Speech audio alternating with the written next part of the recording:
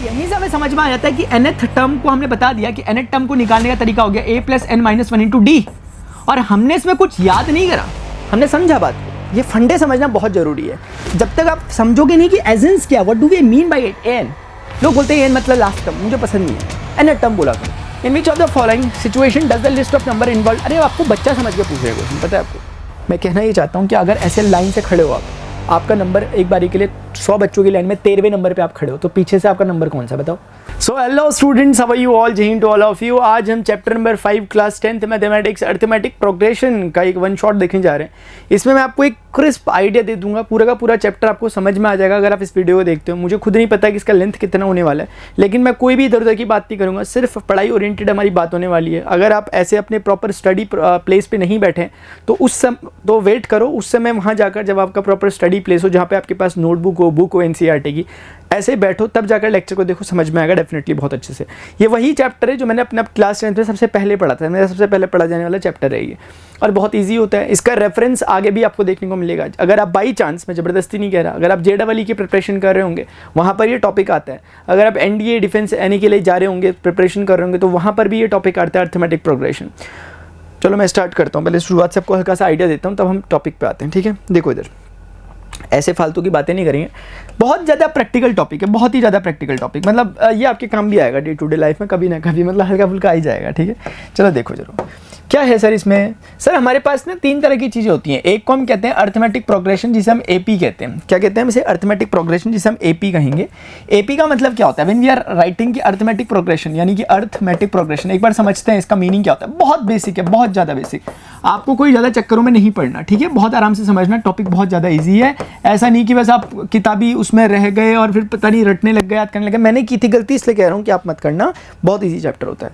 Simple सा example लेते हैं। जब 2 होगा, 2 के बाद 4 है, 4 के बाद 6 है, 6 के बाद 8 है, 8 के बाद 10 है, 10 के बाद 12 है। आपको एक पैटर्न मिल रहा है इसमें? क्या आपको कुछ समझ में आ रहा है कि यार एक पैटर्न टाइप का चल रहा है? शायद आपको लग रहा हो हाँ सर ये 2 के मल्टीपल्स हैं या इवन नंबर्स हैं, ठीक है, आपने अच्छा पकड़ा कि बिल्कुल इनमें पैटर्न बन रहा है। अगर मैं इसमें खास बात बताऊं क्या हो रही है, इसमें खास बात सर ये हो रही है डियर स्टूडेंट्स कि ये वाला जो 2 है, 2 से लेके 4 के बीच में आने में आपको +2 ऐड करना पड़ा, 4 से 2 में आने में आपको अगेन +2 ऐड करना पड़ा, 6 से 8 में आने में अगेन आपको +2 ऐड करना पड़ा, फिर से आपको +2 ऐड करना पड़ा, फिर से आपको +2 ऐड करना पड़ा। मैं कह सकता हूं कि हर एक दूसरे टर्म में आने से पहले मुझे +2 ऐड करना पड़ रहा है। यानी सरल शब्दों में ये कह सकता हूं कि हर एक टर्म के बीच का जो डिफरेंस है कंसेक्यूटिव टर्म के, वो कॉमन है, जो कि 2 है इस बारी में। तो क्योंकि यहाँ पर डिफरेंस कॉमन है, इसीलिए हम इसे कहते हैं कॉमन डिफरेंस, ये जो 2 है यहाँ पर। तो कुल मिलाकर ऐसा प्रोग्रेशन या ऐसा सीक्वेंस, ऐसे एक नंबर की सीरीज आपको किसी ने दी है जिसमें हर एक नंबर और दूसरे नंबर के बीच का जो गैप है वो हमेशा कांस्टेंट रहता है, डिफरेंस हमेशा कांस्टेंट रहता है, उसे हम ऐसा कहते हैं। जैसे सिंपल अगर आपको कोई कहे एक बारी के लिए, जैसे 10 है फॉर एग्जांपल, 10 के बाद 20 आया, 20 के बाद 30 आया, 30 के बाद 40 आया, 40 के बाद 50 आया।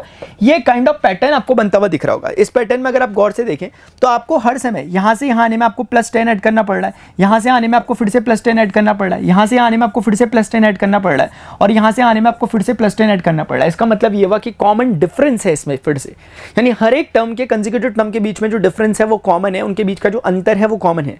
इसीलिए इसे हिंदी में सार्वांतर कहते हैं, यानी जिसका अंतर समान रहता है, लेकिन कॉमन डिफरेंस हम इसे इंग्लिश में कहते हैं। तो कुल मिला के ये बात हो गई। तो ऐसा मैं आपको कहूँ तो आप मुझे पता नहीं कितने सारे एग्जांपल दे सकते हो। जैसे मैं आपसे बोलूँ कि 7 है, ये 14 है, ये फिर उसके बाद 21 है, उसके बाद ये 28 है। इस तरीके से अगर आप चलोगे तो आप इसमें फिर से देख पा रहे होंगे कि यहाँ से यहाँ के बीच में +7 ऐड हुआ, इससे इसमें +7 ऐड हुआ, इससे इसमें +7 ऐड हुआ। तो कहीं ना कहीं आपको दिख रहा होगा फिर से इसमें कॉमन डिफरेंस है। तो कॉमन डिफरेंस को इन जनरल हम D से रिप्रेजेंट करते हैं। तो इस केस में D 2 है, इस केस में D 10 है, और इस केस में D 7 है। ये बेसिक फर्क मैं आपको बता रहा हूँ क्या होता है, ताकि आपको समझ मिले। इस चीज को जो D मैंने लिखा, D stands for common difference, इसे कहते हैं कॉमन डिफरेंस। आपको समझ में भी आ रहा होगा, इसके काम के हिसाब से इसको नाम दिया गया है, ऐसा नहीं कि कुछ भी बोल दिया। कॉमन डिफरेंस है ये। कॉमन डिफरेंस मतलब अगर आपका मन कर रहा है हिंदी में बोलने का, जरूरत नहीं है अगर आप हिंदी से रिलेट नहीं करते, लेकिन क्योंकि इसका अर्थ है अपने आप में सर्वांतर, यानी कि इसका अंतर समान है, तो उस तरह से वो भी समझ में आता है, ठीक है। अच्छा, एक चीज और है, इसी में पहला जो टर्म होता है ए जो सर मैं बता रहा हूँ ए क्या होता है। ए इसमें 2 है, ए इसमें 10 है। अब आप गेस करो कि ए कौन होगा, आप गेस करिए प्लीज, ए कौन होगा। इस केस में ए 7 है, मतलब ये कोइंसिडेंटली ऐसा हुआ है कि डी और ए की वैल्यू हर बारी में सेम आ रही है, लेकिन दिस इज नॉट नेसेसरी, ऐसा हमेशा नहीं होगा, जबरदस्ती नहीं है। ये कुछ ऐसे कोइंसिडेंसेस मैंने ले लिए कि हमारे पास हर समय ऐसा हो रहा है कि हमेशा ऐसा हो रहा है, ठीक है, ज़बरदस्ती नहीं है। जैसे कि एग्जांपल अगर आप ले लो, ये ले लो एक बारी के लिए एग्जांपल आप ये, अब जैसे ये देखोगे तो क्या ये AP है सर, 4 का डिफरेंस है सर, यहाँ से आने में 4 लगेगा, यहाँ से आने में 4 लगेगा। इस बारी में हमारे पास जो D है, D मतलब कॉमन डिफरेंस हर बारी में 4 का है। और जो A है, A किसे कह रहा हूँ मैं, देखो 3 है। मैं आपको सिर्फ दिखाने के लिए एग्जांपल दिया कि ऐसा मत समझना कि D और A हमेशा एक जैसे होते हैं, वो कोइंसिडेंस हुए मेरे साथ 3 बार, चौथी बार मैंने जानबूझकर ऐसा लिया जिसमें ना मिले मुझे। तो A है क्या, A समझ में आ रहा होगा कि फर्स्ट टर्म है, जो भी आपका सीक्वेंस चल रहा है उसका पहला टर्म A होता है, इसलिए जैसे आपने D को यहाँ पर लिखा इसी तरीके से आप A का मतलब लिख सकते हो फर्स्ट टर्म। अच्छा ये टर्म क्या होता है, टर्म मतलब कुछ नहीं है, जैसे आपने पॉलिनोमियल्स पढ़ा था तो नॉमिनल्स मतलब टर्म ही होता है। टर्म मतलब कितने दिए हुए हैं आपको, जैसे 2 पहला टर्म, 4 दूसरा टर्म, 6 तीसरा term, 4th term, 5th term, 6th term, ऐसे करके। तो फर्स्ट टर्म को A लिखते हैं, कॉमन डिफरेंस को D लिखते हैं, और A और D क्या होता है, एक सेंस हमें मिल चुका है, और AP किसे कहते हैं वो सेंस भी हमें मिल चुका है। जब हमारा सीक्वेंस इस तरीके से आगे बढ़ रहा हो, या जरूरी नहीं है आगे बढ़ने का मतलब ये प्रोग्रेसिव भी होता है, ऐसा नहीं है कि 3 7 11 15। अगर कोई आपको ऐसा बोलता है कि 15 11 7 3, ये क्या है, तो सर ये भी AP है, बस इसमें क्या फ़र्क है, 15 से 11 में आपको जोड़ना क्या पड़ रहा है, -4 जोड़ना पड़ रहा है, इसमें आपको -4 जोड़ना पड़ रहा है, इसमें आपको -4 जोड़ना पड़ रहा है। अगर आप समझ पा रहे होंगे, नहीं समझ पाए आप मुझे लगता है, या आप समझे नहीं होंगे जोड़ने का मतलब, मैं समझाता हूँ। ये D निकालने का एक बहुत खूबसूरत सा तरीका है, आपको इतने चक्करों में नहीं पड़ना। D निकालने के लिए एक सिंपल सा फंडा याद रखेंगे हम लोग, मैं यहीं पर लिख रहा हूँ, फिर आगे पे समझाता हूँ इसे। D के लिए आप यूज़ करोगे A2 - A1, यानी कि दूसरे टर्म में से पहले टर्म को अगर आप घटा के देखते हो तो आपको D मिल जाएगा। जैसे यहाँ पर 7 में से 3 घटा दो 4, तो D मिल गया। जैसे यहाँ पे से 11 में से 15 घटा तो -4, तो आपको D मिल गया।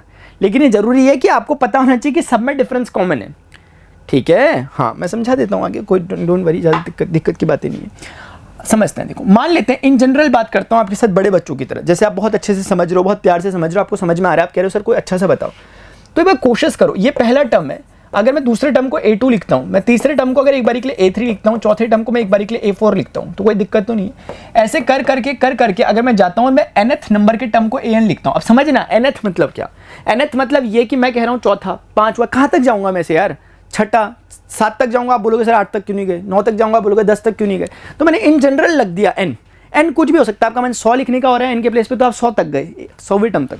आपका 1000 लिखने का मन कर रहा है, 1000वें टर्म तक, it depends up to you, ठीक है। तो इस तरीके से हमने इसको डिफाइन किया। अब ये पहला टर्म है, ये सेकंड टर्म है, ये थर्ड टर्म है, ये फोर्थ टर्म है, ये nth टर्म है, ये समझ में आ रहा है, आई एम सॉरी, ये nth टर्म है, ये कौन सा टर्म है, ये nth टर्म है। I hope you all are getting this. इसे nth टर्म हम कह सकते हैं। ये उस हिसाब से क्या हो रहा है, ये फर्स्ट टर्म हो रहा है, उस हिसाब से हमारे सीक्वेंस के हिसाब से जो हमने लिखा हुआ है उसके हिसाब से फर्स्ट हो रहा है, ये सेकंड टर्म हो रहा है, ये वाला थर्ड टर्म हो रहा है, ये वाला फोर्थ टर्म हो रहा है, अगर हम अपने वाले हिसाब से देखें तो। अब जो मैंने पढ़ा, जो मैंने समझा, उसका लेके चलूँ मैं, अगर मैं बोलूँगा पहला टर्म A, फर्स्ट टर्म को मैंने A बोल दिया, सेकंड टर्म के लिए मैं क्या बोलूँ, देखो जरा गौर करना। अगर मैं कहता हूँ कि मेरा सेकंड टर्म A + D है, तो मैंने क्या किया, मैंने पहले टर्म में कुछ जोड़ दिया। और अगर ये AP में होना चाहिए, देखो पहले मैं लिखता हूँ, सिर्फ देखता हूँ आप में से कितने लोग एग्री कर पा रहे हैं मेरी इस बात से जो मैंने यहाँ पर लिखी है। देखो जरा समझते हैं, इन सारे टर्म में हो क्या रहा है। अगर आप गौर से देखो, पहला टर्म जो A था उसमें एक नंबर जुड़ा, कोई D कुछ आया, फिर इसमें फिर से D जुड़ा, क्योंकि A + D में अगर एक बार के लिए सोचो कि A + D में अगर D जुड़ेगा तो क्या होगा, एक D और 2 कितने हो जाएंगे, 2 D हो जाएंगे, तो A + 2D आएगा। फिर A + 2D में फिर से एक बार D को हमने ऐड किया। अब खुद ही सोचो कि A + 2D में अगर मैं एक D को ऐड करता हूँ, व्हाट विल आई गेट, मुझे मिलेगा A + 3D, मिलेगा नहीं मिलेगा, तो मिला मुझे। तो इस बार भी काम वही हुआ। इसको लिखने का एक जनरल वे है जो मैंने अभी शो किया आपको। क्या मैं कहना चाह रहा हूँ, मैं ये कहना चाह रहा हूँ सर, यहाँ पर कुल मिलाकर दिया स्टूडेंट्स, मैं क्या कहना चाहता हूँ, मैं मात्र इतना कहना चाह रहा हूँ, एक बार पहले से हटा दो थोड़ा सा यहाँ से, देखो A + 2D, मैं सिर्फ इतना कहना चाह रहा हूँ कि आप जब A से A + D में आए तो आपने कुछ नहीं किया, बल्कि इसमें D को ऐड किया। जब आप यहाँ से यहाँ आए तो आपने फिर से D को ऐड किया। जब आप यहाँ से यहाँ जा रहे हो, आप फिर से D ऐड कर रहे हो, तो मैं कह सकता हूँ कि आपने कॉमन डिफरेंस D को मेंटेन किया है। मतलब आप कॉमन डिफरेंस D रखते हुए आगे बढ़ रहे हो। तो पहला टर्म अगर A है तो दूसरा A + D है, तो तीसरा A + 2D होना चाहिए, चौथा A + 3D होना चाहिए, क्योंकि आप हर एक टर्म में D जोड़ रहे हो। आपको मेरी बातों का शायद यकीन नहीं होगा। एक बार के लिए चेक कर लो, A2 - A1 निकाल के देखो, आप देखोगे कि A2 जो सेकंड टर्म है वो है A + D, और जो फर्स्ट टर्म है यानी A1 वो है A, और A में से A ऐसे करके कटेगा तो बचेगा सिर्फ D। तो ये बोल रहा है A2 - A1 D आया, ना केवल A2 - A1 बल्कि कोई भी टर्म, कोई भी कोई भी कंसेक्यूटिव टर्म को उठा लो आप, जैसे a+3d और a+2d को उठाते हैं, यानी कि चौथे और तीसरे को देखते हैं, यानी चौथे और तीसरे के बीच का डिफरेंस देखते हैं, वही आना चाहिए।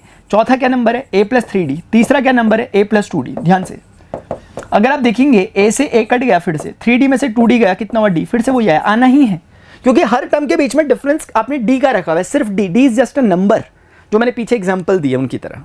तो आई थिंक आपको समझ में आया होगा कि कैसे पहला टर्म a है, दूसरा a+d है, तीसरा a+2d है, चौथा a+3d है।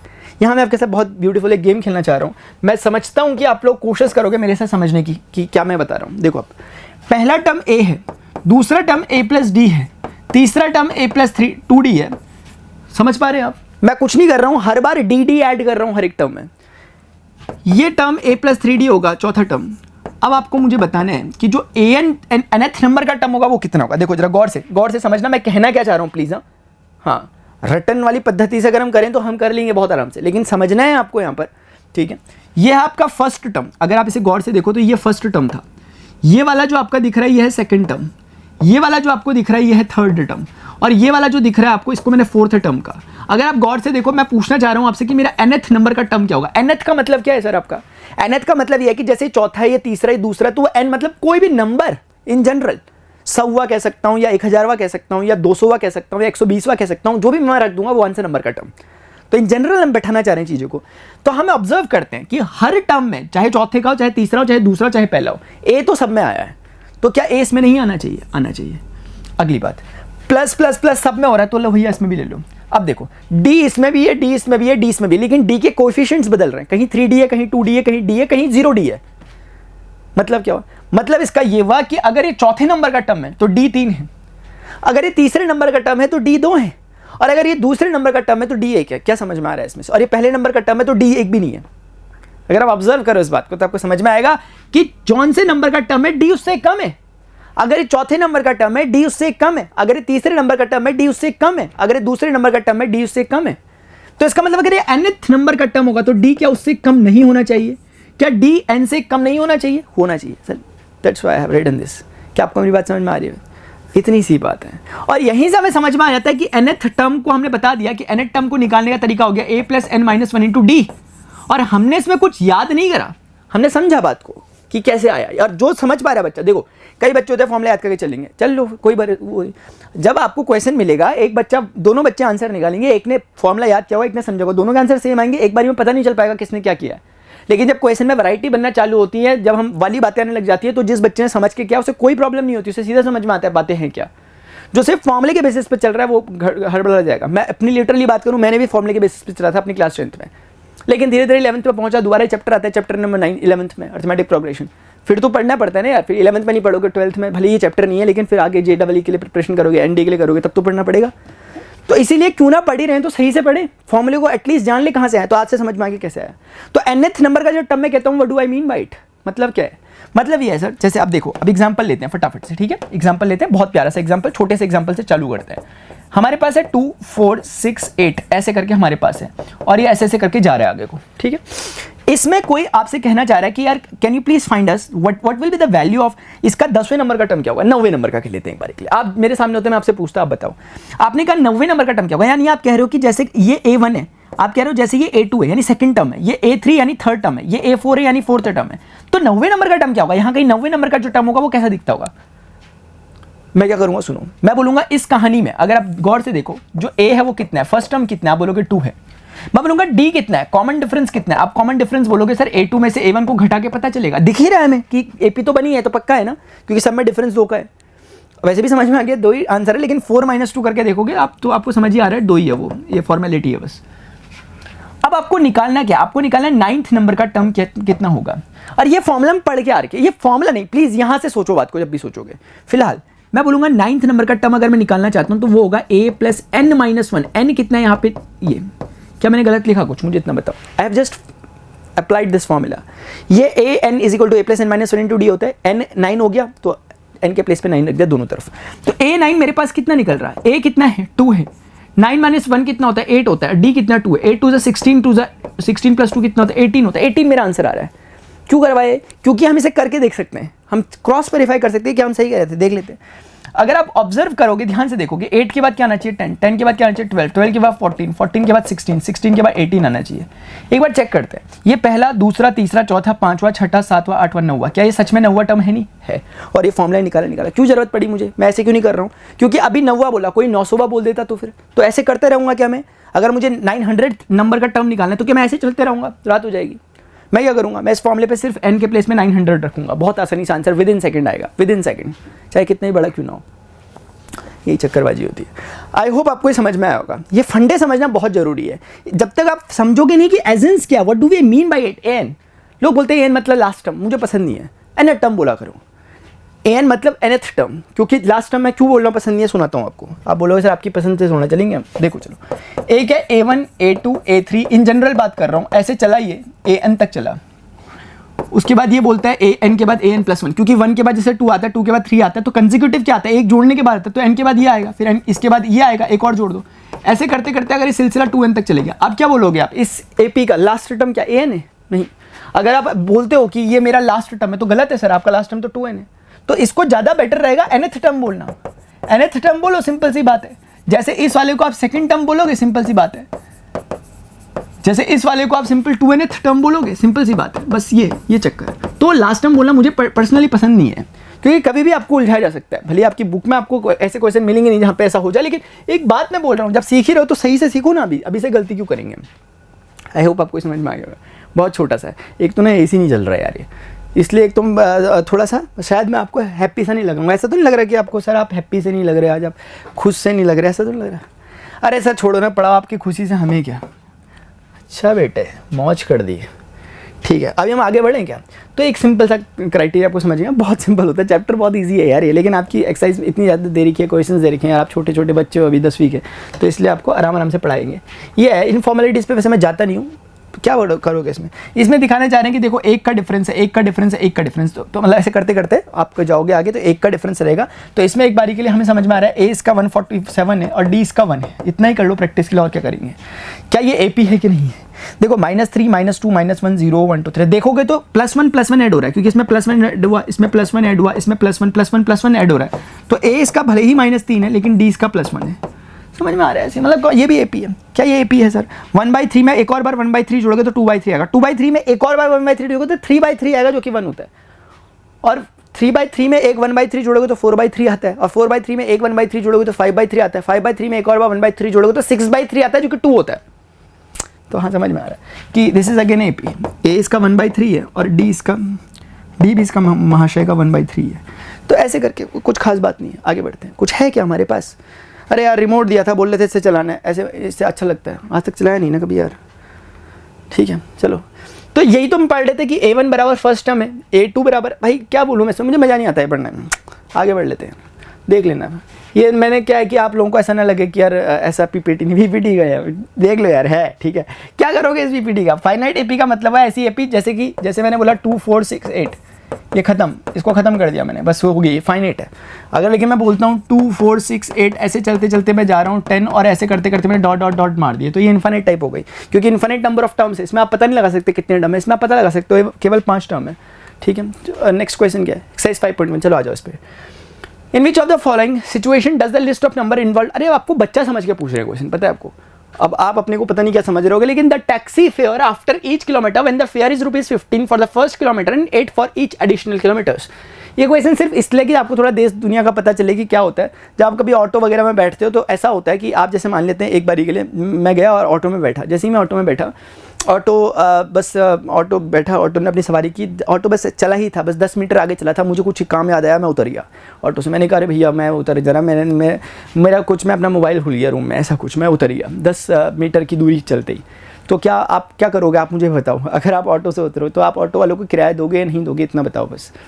यही होता है चक्करबाजी, क्योंकि ये लॉजिकली आपको किराया देना चाहिए, एथिकली देना ही चाहिए, और ये देना ही चाहिए। मैं बताता हूँ क्यों देना चाहिए। क्योंकि जैसे ही आप एक बार ऑटो में बैठते हो, आपका कुछ एक फिक्स्ड प्राइस होता है। जैसे इसने यहाँ पे बोला हुआ, the taxi fare after each kilometre when the fair is ₹15 for the first kilometre. First kilometre के लिए 15 है, उसके बाद 8। इसका मतलब बताएं क्या होता है? जैसे आप यहाँ से बैठे, मान लेते हैं एक पॉइंट A है और ये पॉइंट B है, जहाँ आपका डेस्टिनेशन एक बारी के लिए। आप यहाँ से बैठे हो और यहाँ पे मान लिया, यहाँ पे जाने पे 1 किलोमीटर होता है, यहाँ पे जाने पे 1 किलोमीटर होता है, फिर उसके बाद 1 किलोमीटर और होता है, फिर उसके बाद 1 किलोमीटर और होता है। जाता है। मान लेते हैं 3 किलोमीटर डिस्टेंस पर आपको जाना है, तो होता क्या है ना कि आप जैसे ही गए, आप 1 किलोमीटर, आप जैसे ही चले, आप 1 किलोमीटर तो बहुत दूर की बात हो गई, आप चलते ही उतर गए, आप यहीं पे उतर गए, आपने कहा हमें उतरना है, आपने कहा हमें उतरना है भैया, हमें उतरना है, ठीक है हमें उतरना है, ऐसे करके आप उतर गए यहाँ पे इस पर्टिकुलर जोन पे। तो 1 किलोमीटर तो हुआ नहीं, तो इसका मतलब क्या हुआ, आप बिल्कुल ही एकदम गाड़ी चलते ही उतर गए हो, तो आपको एक बार के लगेगा कि अरे मैं तो गया ही नहीं, मैं तो अपने डेस्टिनेशन पे पहुंचा ही नहीं है, पहुंची नहीं है, तो मैं रुपये क्यों दूँ या वगैरह वगैरह। लेकिन वो फिक्स्ड होता है कि आप अगर एक बार गाड़ी में बैठ गए तो अगला 1 किलोमीटर आने तक आप कभी भी उतर जाओ, आप बैठते ही उतर जाओ, 15 रुपये आपको देने पड़ेंगे। ये इस यहाँ का हिसाब किताब है, बाकी आपका अपना अलग होगा। तो कुल मिला के 15 किलोमीटर, चाहे वो बंदा यहाँ उतरे, यहाँ उतरे, यहाँ उतरे, यहाँ उतरे, यहाँ उतरे, यहाँ उतरे, कभी उतर जाए, वो 900 मीटर की दूरी पर उतरता है या फिर वो 100 मीटर की दूरी पर उतर जाता है चढ़ते ही, तो भी उसको हमेशा 15 रुपये तो देने ही पड़ेंगे इस पर्टिकुलर केस में। उसके बाद ये होगा कि अब 1 किलोमीटर से आगे वो कितना भी जाता है, अब यहाँ पे पहुंच जाता है, मान लिया 1 किलोमीटर के बाद वो 100 मीटर और चलता है, तो 15 रुपये उसे या ले, और अब उसे 8 रुपये देने पड़ेंगे पर किलोमीटर के हिसाब से। भले वो पूरा किलोमीटर नहीं चला, लेकिन अब यहाँ से यहाँ तक के बीच में सारा का सारा जो जोन चलेगा वो 8 रुपीज़ के लिए चलेगा। इसके बाद सारा जोन जो है वो 8 रुपीज़ का है, और शुरुआती जो जोन है वो 15 रुपीज़ का है। बस ऐसा चक्कर होता है। शायद आप बेसिक बातों को समझोगे तब ये क्वेश्चन कुछ भी नहीं है, क्योंकि क्या होगा, अब बोलने के बताओ कि भाई ये चीज़ क्या, ये जो इन्वॉल्व लिस्ट AP में आएगी कि नहीं आएगी। हमने बोला sir taxi fare after each kilometre, जैसे टैक्सी फेयर की अगर हम बात करें कितना होगा इन 1 किलोमीटर के लिए, अगर हम बात करें कि अगर वो 1 किलोमीटर तक चलते हैं तो 15 रुपीज़ आपको देने ही देने पड़ेंगे। अगर आप 2 किलोमीटर की बात करते हो तो 2 किलोमीटर में आपको पहले 1 किलोमीटर के 15 रुपये तो देने पड़ेंगे। अगर आप 2 किलोमीटर के जोन में जा रहे हो, भले ही आप आज यहीं तक गए, 1 किलोमीटर तो 15 रुपये लेगा, बाकी के आपको 8 रुपये और देने पड़ेंगे पर किलोमीटर के हिसाब से। सिमिलरली इन 3 किलोमीटर के लिए आपको क्या करना पड़ेगा, बहुत बेसिक क्वेश्चन है, आई गेस आप समझ चुके होंगे, क्योंकि 15 रुपीज़ और 8 रुपीज़ ये तो फिक्स हो गया आपका, क्योंकि इतना तो फिक्स हो गया। क्यों फिक्स हो गया, क्योंकि 3 किलोमीटर का मतलब ये होगा कि यहाँ से यहाँ तक का तो आपको फिक्स हो गया, 15 ये देने पड़ेंगे, 8 ये देने पड़ेंगे। अब आप यहाँ से आगे बीच में जितना भी चलते हो 8 तो आपको तब भी देने पड़ेंगे। तो ऐसे करके ये सिलसिला चलता रहेगा। अगर आप देखोगे 8 5 13 23 रुपीज़ हो गया, और ये 23 और 8 31 रुपीज़ हो गया। इस तरीके से चल रहा है। और अगर आप ऑब्जर्व कर पा रहे हो कि बहुत आसानी से आपको देखने से दिख रहा होगा कि इस पूरे केस में सिर्फ और सिर्फ 8-8 रुपये ऐड होते जा रहे हैं, क्योंकि जो अपना फेयर बन रहा है वो कुछ इस तरीके का बन रहा है। 15 था सबसे पहले, उसके बाद 23 बना, उसके बाद फिर उसमें 31 बन गया, फिर उसमें 8 रुपये और जुड़ेंगे, वो 39 टाइप का हो जाएगा। ऐसे करके चलता रहेगा। और आप देख पा रहे होंगे कि ये AP है। AP इसलिए है क्योंकि इसमें आप देख रहे होंगे इसका पहला टर्म तो भले ही 15 है, लेकिन इसका जो सेकंड टर्म मतलब D है, कॉमन डिफरेंस है, वो सेकंड में से फर्स्ट को घटा के, यानी 23 में से 15 को घटाकर जो रिजल्ट आता है वो है, यानी कहने का मतलब है वो 8 रुपीज़ है। ठीक है, आई गेस आपको समझ में आ पा रही होगी बातें जो यहाँ पर लिखी गई। भाई छोड़ यार, ऐसे ही आज मेरी किस्मत में यही लिखा लग रहा। रिमोट है भाई, 1 मिनट प्लीज़ यार, माफ़ी चाहता हूँ आप लोगों से। रिमोट काम करता होगा ये, अल्लाह भाई कर रहा है तो काम, मैं भी ना, रिकॉर्डिंग चल रही।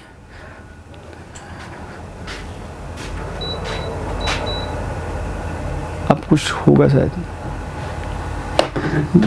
ठीक है, आगे बढ़ते हैं। ठीक है, आई होप आपको समझ में। अच्छा ये, अरे वाह यार, ऐसे भी लिखते हो क्या आप लोग? ठीक है, ऐसे देख लो, फिर ये एक ही बात है, लिखने की जरूरत नहीं। अब फिर से, the amount of air present in a cylinder when a vacuum pump removes 1/4 of the air remaining in the cylinder at a time. कुछ भी नहीं है, जैसे एक सिलेंडर है उसमें एयर है, वही चक्करबाजी है। मतलब कुल मिला के ये है, जैसे ना एक सिलेंडर टाइप का है, इसमें से कुछ नहीं करना, आपके एयर निकाली जाएगी। The amount of air present in cylinder, एक सिलेंडर है, इसमें कुछ एयर प्रेजेंट होगी। वो एयर मान लेते हैं कुछ भी है, जैसे उसका वॉल्यूम मान लेते हैं, वॉल्यूम V है, वॉल्यूम V की वो एयर है।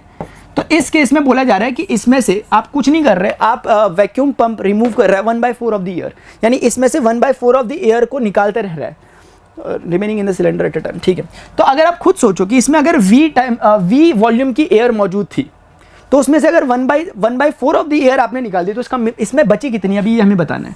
ठीक है, ठीक है, कोई बात नहीं। अब कुछ कम हो गई, मान लेते हैं मैं यहीं तक का उसका लेवल रख लेता हूँ दिखाने के लिए आपको, और समझाता हूँ कि इसका मीनिंग क्या हुआ। इसका मीनिंग ये हुआ कि पहले अगर V थी तो V का 1/4, यानी V का 1/4 इतना ही होता है, इतना रिमूव कर दिया। जो बची है इसके अंदर वो ये है, क्योंकि V वॉल्यूम पहले मौजूद था। जैसे एक बारी के लिए आप समझो कि पहले मान लेते हैं 40 लीटर एक बारी के लिए एयर मौजूद थी। अब इसका 1/4 इसमें से निकाल दिया, तो 40 का 1/4 होता है 10। आप समझ पा रहे हो क्या? 40 का 1/4 इतना होता है ना, कितना इतना होता है। ये निकाल दिया है, ये निकाल दिया, तो 40 में से 10 निकाल दिया तो 30 बचा, 30 लीटर बची है उसमें। तो वही तरीका मैंने यहाँ पर अप्लाई किया है। तो आप शायद समझ पा रहे होंगे, इसको सॉल्व करेंगे तो ऐसे आप जानते होंगे कि 4V माइनस का V डिवाइडेड बाई 4 ऐसे ही होता है। ऐसे ही करते हो क्या, 3V/4। तो इस तरह से आप कह सकते हो कि अभी इसके अंदर जो प्रेजेंट है मौजूद वो है 3V/4 लीटर वॉल्यूम, या जो भी उतनी गैस मौजूद है। उसके बाद नेक्स्ट पे आप जब जाओगे, आप बोलोगे कि अब कितना होगा, अब देखते हैं अब क्या होगा। अब फिर से आपको जो इसमें एयर प्रेजेंट है, क्योंकि इसने ऐसा ही कुछ बोला हुआ है कि the amount of air present in a cylinder, अभी इसमें प्रेजेंट अमाउंट इतना है, तो 3v/4 में से कितना घटाना पड़ेगा, इसका 1/4, क्योंकि जितनी प्रेजेंट है उसका 1/4 रिमूव करना है। तो इसका 1/4 कितना होता होगा, 3v/4 का 1/4 यानी इंटू 1/4, ऐसा ही कुछ होगा। इस इतना रिमूव करना है प्रेजेंट में से, तो ऐसे ही तो करोगे यार। ये क्या बताएगा कि कितनी अभी मौजूद है इसके अंदर, तो कुछ और कम हो गई अभी के बारे में। इसको थोड़ा सॉल्व कर देंगे और क्या। तो 3v/4 है। चलो देखो, चलो सॉल्व करने के अपने अपने तरीके होते हैं, मैं आपके साथ शेयर करता हूँ। क्योंकि डिनोमीटर अगर दोनों का सेम हो जाता तो बात बन जाती। तो 4 × 4 इसका था, इसका भी 4 × 4 कर दिया, लेकिन ऊपर भी कर रहा हूँ ताकि इफेक्ट नलीफाई रहे, क्योंकि 4 आपस में कट जाएंगे ना। ये कैलकुलेशन करने का एक तरीका है और कुछ नहीं। 4 × 4 यहाँ मौजूद था, इसकी नकल करके मैंने यहाँ पे 4 × 4 बनाने की कोशिश की और ऊपर हो गया। तो अब क्या हो गया, ये हो गया 3 4 12 होता है, 12 में से 3 का कितना होता है 9v, तो ये 9v हो गया, नीचे पे 16 बचा हुआ। तो इस तरीके का रिजल्ट है। तो यहाँ पर हम देख रहे हैं स्टार्टिंग में क्या हुआ, हमारे पास जो एयर प्रेजेंट थी वो v थी, उसके कुछ देर बाद जब उसमें से रिमूव किया गया तो अल्टीमेटली हमारे पास 3v/4 बची। उसके बाद जब हमने और रिमूव किया तो हमारे पास 9v/16 बची, जो कि इसका स्क्वायर टाइप का, लेकिन कोई बात नहीं, 9v/16 ही लिख दो, ऐसे करके बच रही है। आप यहीं से आइडिया लगा सकते हो, आगे जाने की जरूरत नहीं है कि ये AP एक ही नहीं है। अगर इनमें कॉमन डिफरेंस मेंटेन रह रहा है तो ये AP है, अदरवाइज नहीं है। देख लेते हैं कि क्या कॉमन डिफरेंस इसमें मेंटेन रह रहा है कि नहीं रह रहा। इसके बीच का डिफरेंस कितना है, क्या करोगे निकालने के लिए, आप जैसे इसे फर्स्ट टर्म कह दो, इसे सेकंड टर्म कह दो, इसे थर्ड टर्म कह दो, ठीक है। तो मैं एक बार सेकंड में से फर्स्ट का डिफरेंस लेके चेक करता हूँ, यानी मैं 3v/4 में से मैं v को माइनस करता हूँ, तो मुझे क्या मिलेगा कि 3v/4, आप समझ रहे होंगे 4v उधर चले जाएगा, तो ऐसे हो गया, ये बचा माइनस का v/4, गॉट इट, ये हुआ। उसके बाद आपको 3v/4 9v/4 में से ही घटाना है, यानी कि एक बार a3 - a2 करता हूँ, अगर सेम आ गया तो कॉमन डिफरेंस है, AP है, अदरवाइज नहीं है। तो 9v/16 में से इस बार मुझे 3v/4 को घटाना है, तो फिर से वही टेक्निक को इस्तेमाल कर रहा हूँ। 16 है, इसे भी 16 बनाने के लिए 4 से ऊपर नीचे मल्टीप्लाई कर दिया, तो ये 9v और ये 12v, 9v में से 12v गया, कितना रहेगा माइनस का 3v, और उसके बाद नीचे बचा 16। आप देख पा रहे होंगे कि ये और ये आंसर बिल्कुल भी सेम नहीं है, ये और ये आंसर बिल्कुल भी सेम नहीं है। अगर हम GP वगैरह, मैं नहीं बोलूँगा आपसे GP ज्योमेट्रिक प्रोग्रेशन होता है क्या होता है, मैं नहीं बताऊँगा, अगर होता तो फिर हम कुछ सोचते हैं और शायद वो हो सकता था, लेकिन फिलहाल के लिए ऐसा है, AP नहीं है बिल्कुल भी। कैसे बोल रहा हूँ, क्योंकि मुझे कॉमन डिफरेंस सेम दिख रहा है। क्या ये क्वेश्चन बहुत भारी भरकम है, कुछ भी नहीं है भाई, बहुत सिंपल सी बात बोली गई है कि अगर मतलब सिंपल देखो ना, मैंने बताया तो सही आपको, इधर देखो सिंपल। अगर एक बारी में किसी कंटेनर में मान लेते हैं एग्जांपल के लिए, आपको वी समझ नहीं आ रहा है, एक बारी के लिए समझ लो रफली कि इसमें 40 लीटर गैस भरी हुई है, तो 40 लीटर गैस भरी हुई है, थोड़ी देर बाद आपने इसकी 1/4 गैस निकाल दी, तो 14 में से आपको कितना घटा देना पड़ेगा, इसका 1/4, तो 14 का 1/4 यानी 4 से डिवाइड करो 10 आता है, तो इतनी गैस इसके अंदर अब बच गई। यानी पहले इसके अंदर इतनी गैस थी, तो 40 - 10 करा आपने, तो अब इसके अंदर 30 लीटर गैस बच गई, ये मतलब निकल रहा है। फिर नेक्स्ट स्टेप पे आपने इसमें 30 लीटर का भी 1/4 निकाल दिया, तो 30 का 1/4 निकालोगे तो 30 में से 30/4 कर देना पड़ेगा। अब जो भी रिजल्ट आएगा उतनी गैस बच गई। तो इस तरह से आप ये कर रहे हैं क्वेश्चन को, उसको इन जनरल मैंने ऐसे किया वी की टर्म्स में। मैं नहीं समझता कि बहुत मुश्किल बात मैंने कर दी क्या नहीं की, जरा अपने आप भी ना जरा ऐसे डरा देते हो ना बात बात पे। चलो ठीक है, तो ये क्वेश्चन है, ये बहुत ईजी सा, मतलब वही चीज़ है, वही है। अगर आपको ये सॉल्यूशन देख के समझ में आ रहा है तो देख लो, अदरवाइज मैंने जो कराया वो तो एक ही बात, वैसे एक ही होगा, ये भी वही है। In which of the following situation does the list of number involved make an arithmetic progression and why? वही क्वेश्चन है, सेम इसका क्वेश्चन है। The amount of money in the account every year when ₹1000 is deposited at compound interest rate, पता नहीं क्या गया है, तो कंपाउंड इंटरेस्ट वगैरह हमने कभी बचपन में पढ़ा होगा, नहीं पढ़ा तो कोई दिक्कत नहीं, सिंपल इंटरेस्ट शायद पढ़ा होगा। देखो कुछ नहीं होता, मैं आपको समझा देता हूँ इसका मीनिंग क्या होता है। देखो मैं समझाता हूँ, जैसे आपके पास ना मान लेते हैं 10 रुपीज़ है, ज़्यादा तो नहीं है, अरे सर कौन से ज़माने में जी रहे यार, 10 में कुछ नहीं मिलता आजकल, 100 रुपये लो सर हमारे पास, कम से कम 100 तो होंगे, तो 100 रुपये इनके पास हैं, मतलब आपके पास हैं।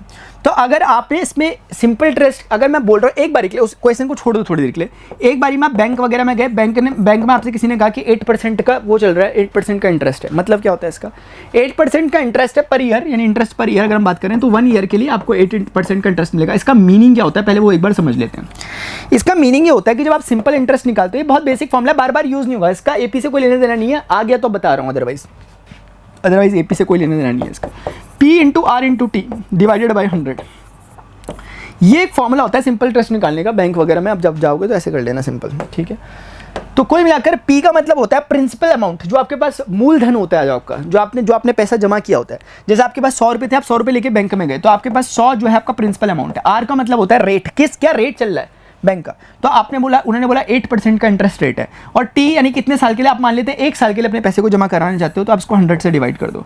इस बारी में आपके पास ही निकल के आएगा 8 रुपीज़। तो आपका सिंपल इंटरेस्ट का मतलब 8 रुपीज़। इसका सरल शब्द में मतलब इतना हुआ कि अगर आप 100 रुपये आज जमा कर रहे हो, 1 साल बाद अगर आप बैंक से लेने जाओगे तो आपको 100 रुपये तो मिलेंगे ही मिलेंगे, 8 रुपये आपको एक्स्ट्रा मिलेंगे आपका इंटरेस्ट, क्योंकि 8% का ब्याज था, ब्याज कहते हैं इंटरेस्ट को, ठीक है।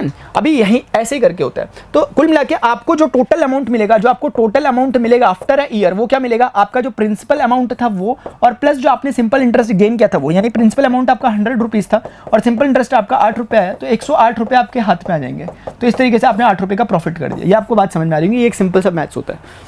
अब इसमें कंपाउंड इंटरेस्ट क्या होता है? कंपाउंड इंटरेस्ट का मतलब क्या होता है समझना। अगर वही बंदा हो, आप ही हो वही, ठीक है, इस बार आपने बोला सर मैं फिर से 100 रुपये जमा करा रही हूँ, और मेरे पास इस बार भी मेरे पास बैंक ने कहा 8% का रेट है, इंटरेस्ट रेट है, और इस बार मुझे सर ऐसा करना है 2 सालों के लिए पैसे जमा करने हैं, यानी 2 ईयर्स के लिए पैसे जमा करने हैं। और आपने बोला सर एक बहुत बड़ी खुशी की बात है, मैंने कहा क्या हो गया ऐसा? आपने बोला सर बैंक वाले कह रहे हैं कि कंपाउंड इंटरेस्ट देंगे हम आपको, कंपाउंड इंटरेस्ट के हिसाब से आपका कैलकुलेशन करेंगे। हमने कहा वो क्या होता है? तो कंपाउंड इंटरेस्ट का मतलब होता है कि जो आपका ब्याज है उसके ऊपर ब्याज, इसे चक्रवृद्धि ब्याज कहते हैं, यानी कि वृद्धि। दिखाता हूँ मैं आपको क्या होता है। इसका मतलब ये होता है कि आपके पास जो आपने SI निकाला वो कितना निकला था, 8 रुपीज़, वो हमने पीछे निकाला सेम कैलकुलेशन से, तो मैं ज़्यादा नहीं जा रहा। तो आपके पास आफ्टर 1 ईयर, यानी आफ्टर अ ईयर आपके पास जो पैसा आपके, अरे मैं ईयर की स्पेलिंग ऐसे क्यों कर दे रहा हूँ बार बार। आफ्टर अ ईयर जो आपके पास पैसा आ रहा है वो हो रहा है 100 आपका पहले का, 8 रुपीज़ का आपको ब्याज मिला, इसलिए आपका 108 रुपये बैंक में आ रहा है। यानी जैसे मान लेते हैं, एक बारी के लिए समझो, एक बारी के लिए समझना प्लीज़। 1 जनवरी 2024 से आपने पैसा चालू किया, उसके बाद 1 जनवरी 2025 आएगा, और उसके बाद 1 जनवरी 2026 आएगा, 1 जनवरी 2026 आएगा। तो 2 साल आपके ऐसे करके हो जाएंगे। अब इसमें क्या होता है कि इस ड्यूरेशन में यहाँ से यहाँ आने में आपने 8 रुपये का प्रॉफिट लिया है अपना। तो आपने भले ही रुपए 100 जमा किए थे, लेकिन आपके पास अब इस पर्टिकुलर टाइम पे जब आप यहाँ खड़े हो तो आपके पास 108 रुपये मौजूद है ना। तो अब अगले साल के लिए जो कैलकुलेशन होगा वो 100 रुपये से नहीं होगा, इसको कहते हैं चक्रवृद्धि ब्याज, इसको कहते हैं कंपाउंड इंटरेस्ट। अगला कैलकुलेशन के लिए अभी के लिए P इसको अज्यूम किया गया था इस ईयर के लिए, क्योंकि शुरुआत यहाँ से हो रही थी, मूलधन आपका ये था। लेकिन जब आप इस ईयर के लिए बात होना चालू होगी तो इसको आपका मूलधन लिया जाएगा, 100 रुपये को नहीं, 108 रुपये को। और इससे फायदा होता है आपको, क्योंकि दिखाता हूँ आपको, क्योंकि फिर आप क्या करोगे, सेम फॉर्मूला अप्लाई करोगे कि इस पर्टिकुलर ईयर में मुझे कितना सिंपल इंटरेस्ट मिलेगा। अब 8 ही नहीं मिलेगा, 8 तब मिला था जब आपने 100 रुपये डाले थे, अब कुछ ज़्यादा मिलेगा। तो आप कैसे निकालोगे? आप बोलोगे PRT, यानी 108 × 8 × 1 ईयर, क्योंकि अगला एक ही साल के लिए कर रहे हो आप काम, डिवाइडेड बाय आप बोलोगे 100। फिर आप इसे कैलकुलेट करोगे, 108 ये हो जाएगा आपका 8 × 8 = 64, 8 10 × 80, 80 × 86, और नीचे 100, तो 86.4। तो कुल मिला के आपको 86.4 ये 1 मिनट, नहीं 8.64 रुपीज़ का ब्याज मिलेगा। ये पॉइंट इधर आएगा, इधर नहीं आएगा। कुल मिला के मतलब हुआ कि पहले 100 रुपये जमा करने पे 1 साल में आपको 8 रुपये मिलते थे, आज 108 रुपये जमा करने पे आपको 1 साल पे 8.64 रुपये मिल रहे हैं। तो आपको कहीं ना कहीं आपका बेड़ा है। तो इस तरीके से होगा, और जो भी आपका होगा फिर इस तरह से आप ओवरऑल अपना आंसर निकालते हो। कंपाउंड इंटरेस्ट का अलग से भी फॉर्मूला है, लेकिन उस पर नहीं जा रहा मैं, क्योंकि ये टॉपिक ही नहीं हमारा। मैं तो एक बेसिक आइडिया देना चाह रहा हूँ आपको, इस क्वेश्चन को बहाना लेके, कि आपको एटलीस्ट थोड़ा समझ में आ जाए बेसिक की सिंपल इंटरेस्ट क्या होता है, ये क्या होता है। अगर आपको ये समझ में आ चुका है तो ये क्वेश्चन फिर कुछ भी नहीं है, क्योंकि क्या हमारे पास अवेलेबल है इस तरह का कुछ। 1 मिनट, ठीक है, चलो मैं करा देता हूँ उसको, मैं दिखा देता हूँ आपको। सेम ही चीज़ है। अब आपने कुछ भी नहीं करना, जैसे आई होप आपको ये चीज़ समझ में आ गई कि जो मैंने बताई। मैं एक काम करता हूँ, पेज ले लेता हूँ। इस पर्टिकुलर केस में आपको दे रखा कि P आपका 1000 रुपीज़ है। आपको बोला हुआ है कि जो R है सिंपल इंटरेस्ट वो 8% का है। आपको बोला गया कि T जो है वो 1 ईयर का है, ठीक है। फिर आपको बोला गया कि कंपाउंड इंटरेस्ट वगैरह निकालना है। देखो यहाँ पे कहीं पे बोला हुआ पर एनम, ठीक है, इन द एवरी ईयर के लिए बात की गई। टी का कोई ऐसा रेस्ट्रिक्शन नहीं है आपके साथ। आपको बोला गया कि हर साल आपको ये चलाना है। कंपाउंड इंटरेस्ट के हिसाब से जो रुपीज़ निकलेगी, क्या वो आपका AP मेंटेन करेगा नहीं करेगा वो बताना है। तो आप यहाँ पे क्या बोलोगे? आप बोलोगे 1000 रुपये का पहला फर्स्ट ईयर के लिए। जैसे आप एक बारी के लिए समझो,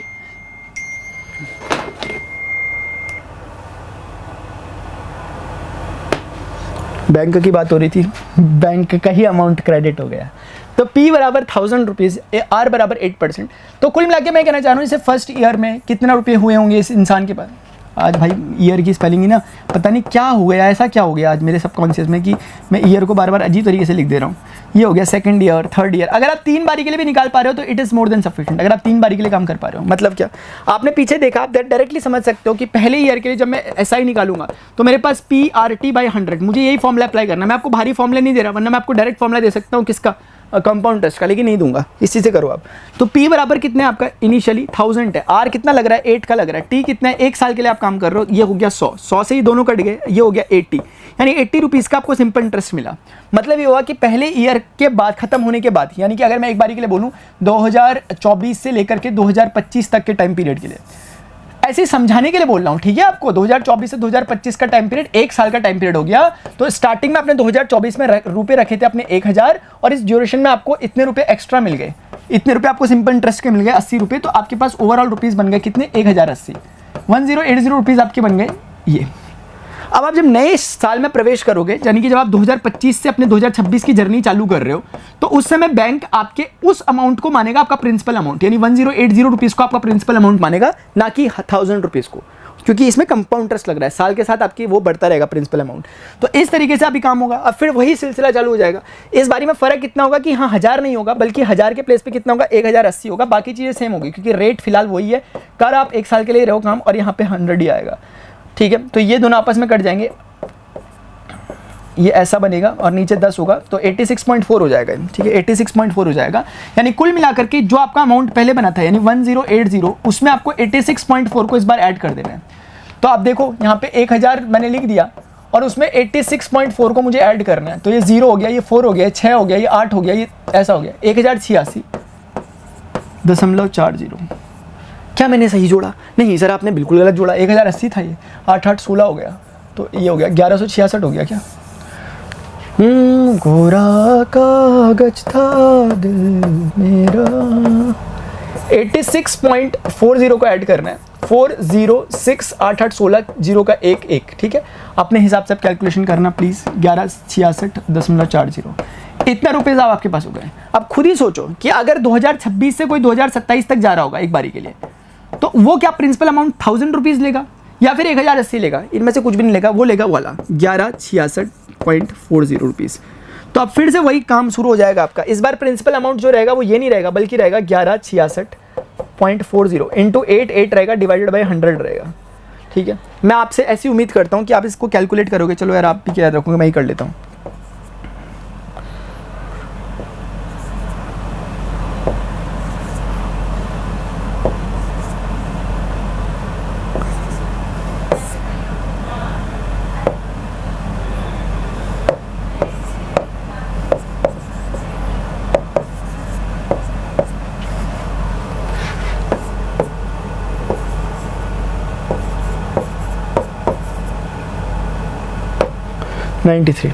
इस बारी में इसको सिंपल इंटरेस्ट मिला 93 का, नहीं 1166.40 में 93.31 टाइप का कुछ एक ऐड हो रहा है। और आपको देखने से ही दिख रहा है कि कॉमन डिफरेंस बिल्कुल नहीं है, क्योंकि चीज़ें अलग अलग ऐड हो रही है। कहने का सरल सा मतलब इतना है कि अगर आप इसको ऐड करते हो, क्योंकि इतना मैंने काम कर दिया, देखो मैं कर दिया इसलिए कर ले रहा हूँ मैं आपके लिए। इस क्वेश्चन को स्किप करके भी मैं चले जाता, ऊपर से आपको गाइडलाइंस देके चले जाता, लेकिन जब करा है तो करते हैं पूरी तरीके से। ये इतना हो रहा है, यानी कि ये हो रहा है 1259.70। आपको कुछ नहीं करना, छोटा सा काम, क्या इसके बीच का जो डिफरेंस है और जो इसके बीच का डिफरेंस है क्या सेम है? अगर सेम है तो ये एपी है, नहीं है तो नहीं है। मेरा फर्स्ट साइड में जो देखने में दिख रहा है वो नहीं है, इसलिए एपी नहीं है। बाकी आपको शायद समझ में आ जाओ। मैंने आपको इसका बिहाइंड द सीन बताया, इसीलिए हमने इसमें टाइम लिया, ठीक है। नेक्स्ट पढ़ने आगे की तरफ। नेक्स्ट क्वेश्चन है, write first 4 terms of the AP when the first term a and the common difference d and given as first 4 term. अरे बहुत ईजी है। तो a बराबर 10 है, उसके बाद d बराबर 10 है। देखो जरा, ये तो हमने स्टार्टिंग में किया था एग्जाम्पल टाइप में, क्योंकि आपको समझ में आता है कि हमने फॉर्मूला पढ़ा an का, an बराबर a plus n minus 1 into D. जब मैं कहता हूँ फॉर्मूला पढ़ा, तो ये नहीं कि भाई आपको फॉर्मूला याद है, क्या नहीं याद है तो फिर नहीं हो पाएगी मैथ्स, ऐसा वाला चक्कर नहीं है।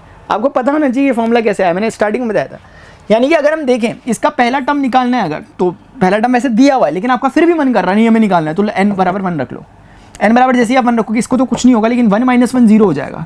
तो ये बोल रहा है कि पहला टर्म वही है, a1 बराबर a ही है। हाँ जी सर, बिल्कुल सही बात है, हमें पहले से पता था, हम बस ट्राई कर रहे थे आपको। अभी 2 बोलो, तो बोलेगा n के प्लेस पे 2 रख दो, n के प्लेस पे 2 रख दो, तो ऐसा दिखने लग जाएगा। आप a के प्लेस पे जो दिया हुआ है वो रख दो, 2 को 2 रखो, 2 माइनस 1 1 हो गया, और 1 इंटू डी 10 हो गया। तो कुल मिला के 10 प्लस 10 कितना होता है? 20 हो गया। तो आपका सेकंड टर्म 20 आ गया। थर्ड टर्म अगर आपको निकालना है तो आप बोलोगे a प्लस n के प्लेस पे 3 रख दो। आप बोलोगे a 10 है, 3 माइनस 1 2 होता है, d भी 10 है, तो 10 2 का 20 हो गया, 20 और 2 30 हो गया, ये निकल गया। ऐसे ही a4 आपको निकालना है एक बारी के लिए, तो आप बोलोगे a प्लस n के प्लेस पे 4 रख दो, n के प्लेस पे 4 रख दो। तो ए 10 है, 4 - 1 3 होता है, 3 × 10 कर दो, 3 × 10 30 होता है, 30 + 10 40 होता है। तो ये फर्स्ट टर्म है, सेकंड टर्म है, थर्ड टर्म है, फोर्थ टर्म है, आपको दिख गया। तो पहला टर्म 10 था, दूसरा टर्म 20 था, तीसरा टर्म 30 था, चौथा टर्म 40 था। ऐसा नहीं है सर कि अगर आप हमें फॉर्मूला नहीं बताते तो हम नहीं कर पाते, बेसिक क्वेश्चन है, मैं समझ में आ रहा है, क्योंकि मैं पहले टर्म को 10 लिखना है क्योंकि उन्होंने बोला है, और फिर 10-10 का डिफरेंस लेते हुए चलना है, तो 10-10 का डिफरेंस लेते हुए यही तो आएगा 10 का टेबल। तो हम डायरेक्टली बता सकते थे, ऐसा नहीं है कि आपने फॉर्मूला दिया तभी हम बता पा रहे हैं। आगे बढ़ते हैं, वही बात बोल रहे हैं, ठीक है, चलो आ जाओ उसमें। राइट फर्स्ट 4 टर्म्स, इसमें फिर से वही काम करना है इस बार ए। अब देखो ये क्वेश्चन थोड़े से अच्छे हैं क्योंकि इसमें निगेटिव डाल दिया उन्होंने जानबूझ के बीच में, डी बराबर 10। ऐसा नहीं है कि हम समझ नहीं पा रहे, हम बहुत अच्छे से समझ रहे हैं कि अगर डायरेक्ट करने की बात आ जाए ना सर, हम ऐसे करेंगे। देखो हम बोलेंगे -2 है ना, अगला टर्म -2 + 10 होगा, अगला टर्म -2 + 10 जो भी था, यानी जो जस्ट ये टर्म है इसमें 10 जोड़ लेंगे हम। अगला टर्म क्या होगा, जो ये टर्म है ना, ये जो टर्म आपको दिख रहा है ना सर, इस पूरे को एक साथ लेके इसमें 10 जोड़ लेंगे। देखो ये मैं बहुत जनरल नॉलेज से कर रहा हूँ क्योंकि मैं कुछ नहीं कर रहा, अपने प्रीवियस टर्म में हमेशा 10 जोड़ता हुआ चल रहा हूँ। इस टर्म में 10 जोड़ दोगे ये होगा, इस टर्म में 10 जोड़ दोगे ये दिखेगा, इस पूरे टर्म में 10 जोड़ दोगे ये दिखेगा, बस मैं वो करता हुआ चल रहा हूँ। कायदे से मैं सही कर रहा हूँ। मैं बोलूँगा -2 हो गया, माइनस कितना होता है, प्लस का 8 हो गया। यहाँ देखो 10-10 20, 20 में से 2 हो गया 18 हो गया।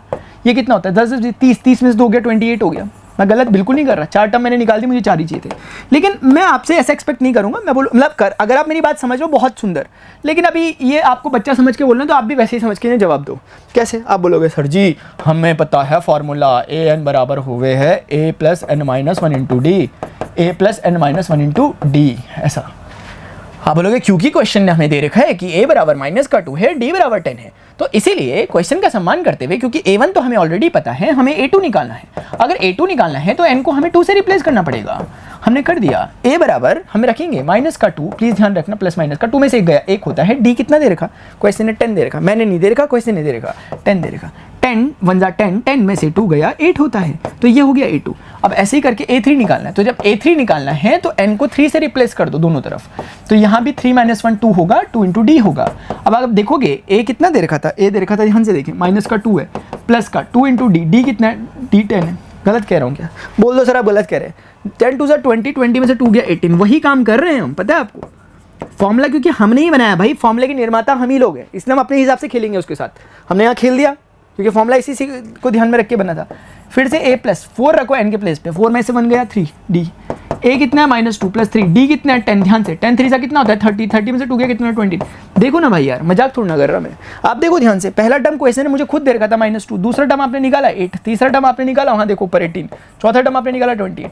क्या मैंने कुछ गलत बोला था पहले, सेम ही तो बोला था, तो कोई चक्करबाजी नहीं है। ये है आम जिंदगी, वो है मेंटोस जिंदगी, ठीक है। आगे बढ़ते हैं, आप समझ गए। लेकिन मैं ये नहीं कह रहा गलत है, बिल्कुल सही है, लेकिन इस तरह की सोच भी होनी चाहिए हमें कि एक्चुअली में बताना चाहिए हम कर क्या रहे। ये नहीं कि क्योंकि देखो अगर आप रोबोट की तरह काम करोगे, आपको एक बार बता दिया भाई n के प्लेस पे रखते रहोगे, कुछ सेंस ही नहीं बन रहा कर क्या रहे हम, लेकिन यहाँ सेंस है। नेक्स्ट, जैसे a बराबर -1, एक बार दोनों तरह से करेंगे, ठीक है। a बराबर -1 कितने करने थे, मैं फर्स्ट टर्म निकालना है, क्या बोल रखा था फर्स्ट 4 टर्म, हाँ 4 ही निकालना। और d बराबर इन्होंने बोल रखा 1/2। देखो कॉमन सेंस क्या कहता है सर, कॉमन सेंस कहता है पहला टर्म ये है ना, तो दूसरा टर्म उसमें वो जोड़ दो, ये होगा। हमने कहा तीसरा क्या होगा, बोल ले भाई जो दूसरा टर्म है, ये दूसरा टर्म जो है, इस बार दूसरे टर्म में कितना जोड़ दो, हाफ जोड़ दो। मैंने कहा अच्छा तीसरा निकल गया, मैंने कहा चौथा, बोले चौथे के लिए आपको जो तीसरा टर्म था, तीसरा टर्म को पकड़ना होगा और उसमें इस बार हाफ जोड़ देना होगा। मैंने कहा हाँ, बोले यही करना यही है कायदे से, आप समझो ना समझो मेरी बात को, क्योंकि हर समय मैंने डेफिनेशन क्या बोली है पी की, मैंने कहा डेफिनेशन सिर्फ इतनी है कि अपने प्रीवियस टर्म में एक चीज़ जुड़ जाती है, नया टर्म, चीज़ जुड़ जाती है, नया टर्म, ऐसे आता रहता है। मैं एक बार आवाज़ सुन लो अपनी, नहीं सर पहले इस क्वेश्चन को कराओ फिर सुनना आवाज़, पता चल रहा आप बुक से चेप के आ गए कुछ। तो -1, ये -1 + हाफ, आप प्लीज़ कैलकुलेट करें, 2 1 = 2, माइनस का 2 + 1 कितना होता है, -½ आराम से देखो, -½ हो रहा है, इसको देखो 2 1, अच्छा ये -½ हो गया। अगर कॉमन सेंस लगाओ, आप कॉमन सेंस लगाओ कि -½ तो ये हो ही गया, उसमें +½ होगा, कॉमन सेंस तो यही कहता है भाई, चाहे कुछ भी कहो, क्योंकि मैं अभी कॉमन सेंस से कर रहा हूँ, आपके वाले तरीके से कराऊंगा आपको आम जिंदगी वाले, ये मेंटोस वाला तरीका है। ये वाला देखो, इतना ध्यान से देखो कि इतना बंदा यही तो है पूरा, तो 0 आया था, 0 में हाफ जोड़ो, हाफ कॉमन सेंस ना यार, कॉमन सेंस, हमें कॉमन सेंस यूज करना है अपना। Maths is all about common sense. तो इस तरह के 4 टर्म निकल गए, आपको दिख भी रहा होगा कि इसमें से हाफ कम हुआ, इसमें से हाफ, मतलब सॉरी हाफ जुड़ रहा है, हाफ जुड़ रहा है, ऐसा नहीं यार, आपको मेरी बात पे यकीन, आप कह रहे नहीं समझते सर हम आपकी बात को, पता नहीं क्या कहने में लगे। मैंने कहा आ जाओ फिर इस तरीके से कर लेते हैं, ये तो जानते हो ना। अब ये मत कहना कि सर इसको हम याद करें, क्या याद नहीं करना, इसे वैसे ही समझना, ऐसे मैंने समझाया था, चाहे आपको समझ आया ना हो, लेकिन दोबारा जाके देखो उसको कैसे मैंने समझाया था, इस फॉर्मूले को कैसे डिराइव किया। मैं हमेशा बच्चों को वहीं से पढ़ाना स्टार्ट करता हूँ, चाहे मैं जेई के लिए पढ़ा रहा हूँ, चाहे मैं किसी के लिए पढ़ा रहा हूँ, मैं स्टार्टिंग हमेशा यही इसके डेरिवेशन से करता हूँ, जो कि बहुत छोटा है, कॉमन सेंस बेस्ड है। n बराबर तो हमें समझ में आ गया 1 रख के कोई फायदा नहीं, क्योंकि पहला टर्म पता है। n बराबर 2 रख के देख लो, जैसे ही आप n 2 रखोगे तो you will get this kind of thing. 2 में से 1 गया 1 इंटू डी। तो आप बोलोगे a कितना है, ध्यान से देखें प्लीज, a -1 है, d कितना है, हाफ है। तो -1 प्लस हाफ कितना होता है सर, माइनस का हाफ होता है। अल्लाह, हमें तो पता ही नहीं था। तो सर पता करो ना, फिर नहीं था तो पता। n बराबर 3 होता है, a 3 रखना है, तो आपको n के प्लेस पे कितना रखना चाहिए, 3। तो n के प्लेस पे जैसे ही 3 रखोगे, 3 में से 1 गया 2 होगा। तो कुल मिला के a कितना है, ध्यान से देखें प्लीज, a है -1 प्लस 2 इंटू डी कितना है, डी मैं नहीं कह रहा, क्वेश्चन ने कहा था, हाफ है। अब ये तो सिर्फ एक रोबोट वाला काम कर रहे हैं जो कर रहे हैं। 2 में से 2 गया, कट गया, तो प्लस का 1 बचा, ओनली 0 हो गया। ले भाई खुश रहो। n बराबर 4th टर्म निकालना है, तो a 4th निकालने के लिए आपको बोलना पड़ेगा a प्लस n के प्लेस पे 4 रखो, यहाँ पे रखो सर, यहाँ पे 4 में से 1 गया 3d। a कितना था, देखो ध्यान से, a -1 था, बोलो हमें नहीं दिख रहा सर, -1 प्लस का 3 इंटू डी, डी कितना है, माइनस का हाफ है कि प्लस का हाफ है सर, प्लस का हाफ है सर। आप ऐसे अपनी मर्जी से नहीं करते सर, ऐसे ही करते हो। -1 प्लस का 3/2, देखो जरा, 2 1 जा 2, माइनस का 2 हो गया, प्लस का 3 हो गया, डिवाइडेड बाई 2 हो गया, 3 में से 2 गया 1 हो गया, बाई 2 हो गया। ये आपका निकल गया 4th टर्म। मैं कुछ नहीं कहूँगा, आप मुझे खुद बताओ, क्वेश्चन ने आपको दिया था नहीं दिया था, मैं कुछ नहीं बोल रहा भाई। क्वेश्चन ने बोला था फर्स्ट टर्म ये है, सेकंड टर्म आपने निकाला -हाफ है, थर्ड टर्म आपने निकाला कि नहीं निकाला 0 है, फोर्थ टर्म आपने निकाला कि नहीं निकाला हाफ है। तो ये जो मैं कह रहा था और जो ये निकला था, क्या अलग अलग निकले नहीं निकले सर, पर लेकिन वही चक्कर है कि ये है। अब ये नहीं कि आपने सोच रहे कि ये भी करना है वो भी करना है, कोई भी एक करना है, ठीक है। ऐसे करोगे तो आपको कोई नंबर नहीं काट देगा, ऐसा मत पूछना, सर नंबर तो नहीं काटेगा कोई नहीं काटेगा, आपको समझ में आना चाहिए। For the following APs right the first term and the common difference. अच्छा जी, हम तो डर गए एकदम से सर, यार आप भी ना यार, पहले मैं आवाज़ चेक करूँगा यार अपनी, पता चल रहा मैं लगा पड़ा हुआ, मैं डरने में लगा हुआ, यहाँ आवाज़ ही नहीं आ रही मेरी, ठीक है। हेलो, वाओ मस्त आवाज़ आई यार, एकदम गूंजती हुई सी गुंजायमान वाली आवाज़ आई। लेकिन मैं दिख रहा हूँ क्या पूरा का पूरा, एक बार मैं ये चेक करना चाहूँगा यार। सर आप दिख रहे हो sir. For the following APs right the first term in the common difference. अच्छा, तो इसमें क्या करने का अपन को कि a बराबर 3 और उसके बाद d निकालना है। तो d के लिए हम क्या करेंगे, बुरा तो नहीं मान गए देख के इसकी शक्ल, कुछ नहीं करने का। देखो पहली बात तो इन्होंने फॉलोइंग एपी बोला, तो आपको चक्कर ही में नहीं रहना कि एपी है कि नहीं है, एपी। तो इसका तो सिंपल तरीका हो गया, डी निकालने के लिए किसी भी 2 कंसेक्यूटिव का डिफरेंस लेना होता है, चाहे आप इन 2 का ले लो, चाहे आप इन 2 का ले लो, इन 2 का ले लो, क्योंकि एपी इन्होंने बोल ही रखा है। तो इन जनरली हम क्या करते हैं, हम लोग I am sorry, a2 minus a1 करते हैं। a2 मतलब सेकंड टर्म में से फर्स्ट टर्म को माइनस करते हैं, और जो भी आंसर आएगा वो एपी का, क्योंकि एपी है तो कॉमन डिफरेंस हो गया फिर ये। But it is not necessary कि आप थर्ड सेकंड में से करो, आपका मन चाह रहा तो आप थर्ड में से सेकंड कर लो, आपका मन कर रहा था फोर्थ में से थर्ड भी कर लो। कोई भी कंसेक्यूटिव का डिफरेंस लेना होता है आगे से पीछे वाले का। जैसे एक बारी के लिए -1 देखो ना, -1 थर्ड टर्म में, और इसमें से माइनस करना है इसको, तो कितना आंसर आ रहा है, ये भी तो नहीं आ रहा है सर। -3 लिखा हुआ ना ये फोर्थ टर्म, उसमें से माइनस करना है, ध्यान से देखो, इसको माइनस करना है, ध्यान से प्लीज़, गलत मत बोलना। -3 हो गया और ये प्लस का 1 हो गया, देखो सर अभी भी तो -2 आ रहा है, तो आएगा ही ना, आप किसी भी एक से करो आएगा। 2 कंसेक्यूटिव टर्म का डिफरेंस लेना होता है, बाद वाले में से पहले वाले का, ठीक है, हो गया, इसका आंसर आ गया। अच्छा, सेकंड वाले में क्या है सर, a इसका कितना है 1/3 है, d कितना होगा सर वही कर लें क्या, a2 में से a1 को माइनस कर लेते हैं सर, a2 अपने पास 5/3 दिख रहा है, माइनस कर लेते हैं 1/3 को, तो 5 में से 1 गया 4/3 हो जाएगा, आंसर आ गया। अब this is not only for this, आप किसी भी 2 का डिफरेंस लोगे हमेशा 4/3 आएगा, आपको चेक भी करा लेता हूँ। देखो 1/3 में 4/3 जोड़ो, इतना होता है 5/3, 5/3 में फिर से 4/3 जोड़ो, क्या 9/3 होगा, 9/3 में 4/3 जोड़ो, क्या 13/3 होगा, दिख रहा है आंखों से। इसलिए reverse learning is necessary, please किया करो बार बार। आंसर निकालने के बाद क्वेश्चन में वापस लौटा करो। Which of the following are अच्छा, बोले कि कॉमन डिफरेंस निकाल लो इसका और राइट 3 मोर टर्म्स लिखो, मतलब हमें डराने के पूरी साजिशें की जा रही हैं, ठीक है। चलो देखो, a बराबर है हमारे पास इस पर्टिकुलर क्वेश्चन में 2 है, कॉमन डिफरेंस आपके एनसीईआरटी से लिए गए क्वेश्चन है, कुछ को छोड़ा गया बीच बीच में, अदरवाइज पूरी प्रॉपर एक्सरसाइज करवाऊंगा, उसकी चिंता की बात नहीं है। लेकिन अभी ये काइंड ऑफ वन शॉट है, मैं पूरी सेंस दूंगा आपको इसमें, और साथ में एग्जाम्पल टाइप में क्वेश्चंस करा दे रहा हूँ आप ही के क्वेश्चन बुक के। तो डी में आप क्या करोगे, हमने अब सीखा सर कि a2 माइनस a1 करने का, तो a2 कितना है 5/2 है, इसमें से 2 को माइनस कर देने का। तो कैसे करते हो उसको, आप शायद जानते होंगे, 2 इधर जाएगा। सर क्या बता रहे हैं आप, तो आज हम पहली बार पढ़े, ऐसा तो नहीं है कोई बच्चा, 5 में से 1 गलत तो नहीं बोल दिया मैंने, ऐसे ही करते हैं, ठीक है, बटरफ्लाई मल्टीप्लिकेशन ऐसे तो करते हो आप, 2 2 4 समझ गए यार सर आप, क्या ठीक है भाई समझ गए, खुश रहो, समझ गए आप। अच्छा, करना क्या था हमें सर, करना ये है कि आपने बता दिया कि हमारे पास a2 निकल गया और आपने बता दिया कि हमारे पास d हाफ निकल गया, इसके लेकिन सर फर्स्ट 3 टर्म्स तो निकालो 3 मोर टर्म्स बताओ इसके।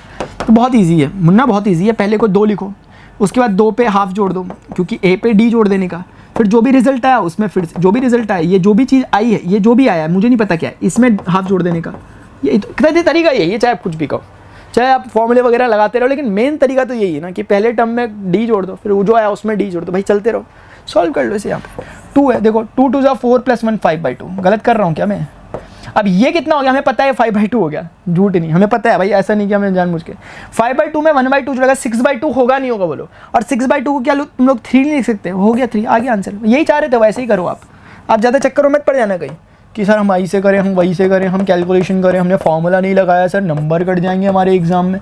ऐसा कुछ नहीं होता, ठीक है ना? आपको समझ में आना चाहिए। अगर आपको एक बार चीज़ें समझ में आ गई तो कोई आपके नंबर नहीं काट सकता, किसी ने काटे भी तो आप समझ जाओगे कि सामने वाले को ही नहीं समझ आता, इसका मतलब, ठीक है। इसके बाद ना 3 बार डॉट रहने चाहिए, बहुत बार लगा दिया इन्होंने, गलती से हो गया होगा, कोई बात नहीं, चलो ठीक है। मैं ये ऐसा कुछ दे रखा, भाई साहब हम तो डर गए एकदम से। सर डरते बहुत हो आप। -1.2 डी बराबर कैसे निकलेगा? A2 - A1, क्योंकि इन्होंने बोला ही है कि AP है, तो चक्कर ही नहीं है हमें। कोई भी 2 कंसेक्यूटिव ले सकते हो, आपका जो मन कर रहा है। फिलहाल चलो यहीं से ले लेते हैं, छोड़ो। माइनस का 3.2, प्लीज साइन का सिंबल का ध्यान रखना, नेगेटिव है लेकिन वो नेगेटिव का है तो उसको ऐसे लिखना, गलती मत करना इस पर प्लीज। माइनस का 3.2 और प्लस का 1/2 हो जाएगा। कैलकुलेट करोगे तो देखो प्लस माइनस माइनस होता है, होगा तो माइनस। 3/2 में से 1/2 जाएगा तो कितना बचेगा सर? 2/2 बचेगा, मतलब 2 में से 2 गया 0, 3 में से 1 गया 2, तो 2.0 बचेगा, लेकिन माइनस का क्यों बड़ा है। तो कहने का मतलब है इसमें 2 जोड़ेंगे, अगर हम इसमें माइनस का 2 जोड़ेंगे तो ये आएगा, इसमें माइनस का 2 जोड़ेंगे, बिल्कुल समझ में भी आ रहा है, सेंस बन रहा है सर। तो कुल मिलाकर के हम ये कहना चाह रहे हैं कि हमारे पास A तो माइनस का 1.2 था और D हमारे पास जो निकला वो माइनस का 2.0 निकला। तो उस हिसाब से हमारे पास माइनस का 1.2, इसमें 2 जोड़ोगे तो माइनस का, अरे भाई ये चल गया रहा,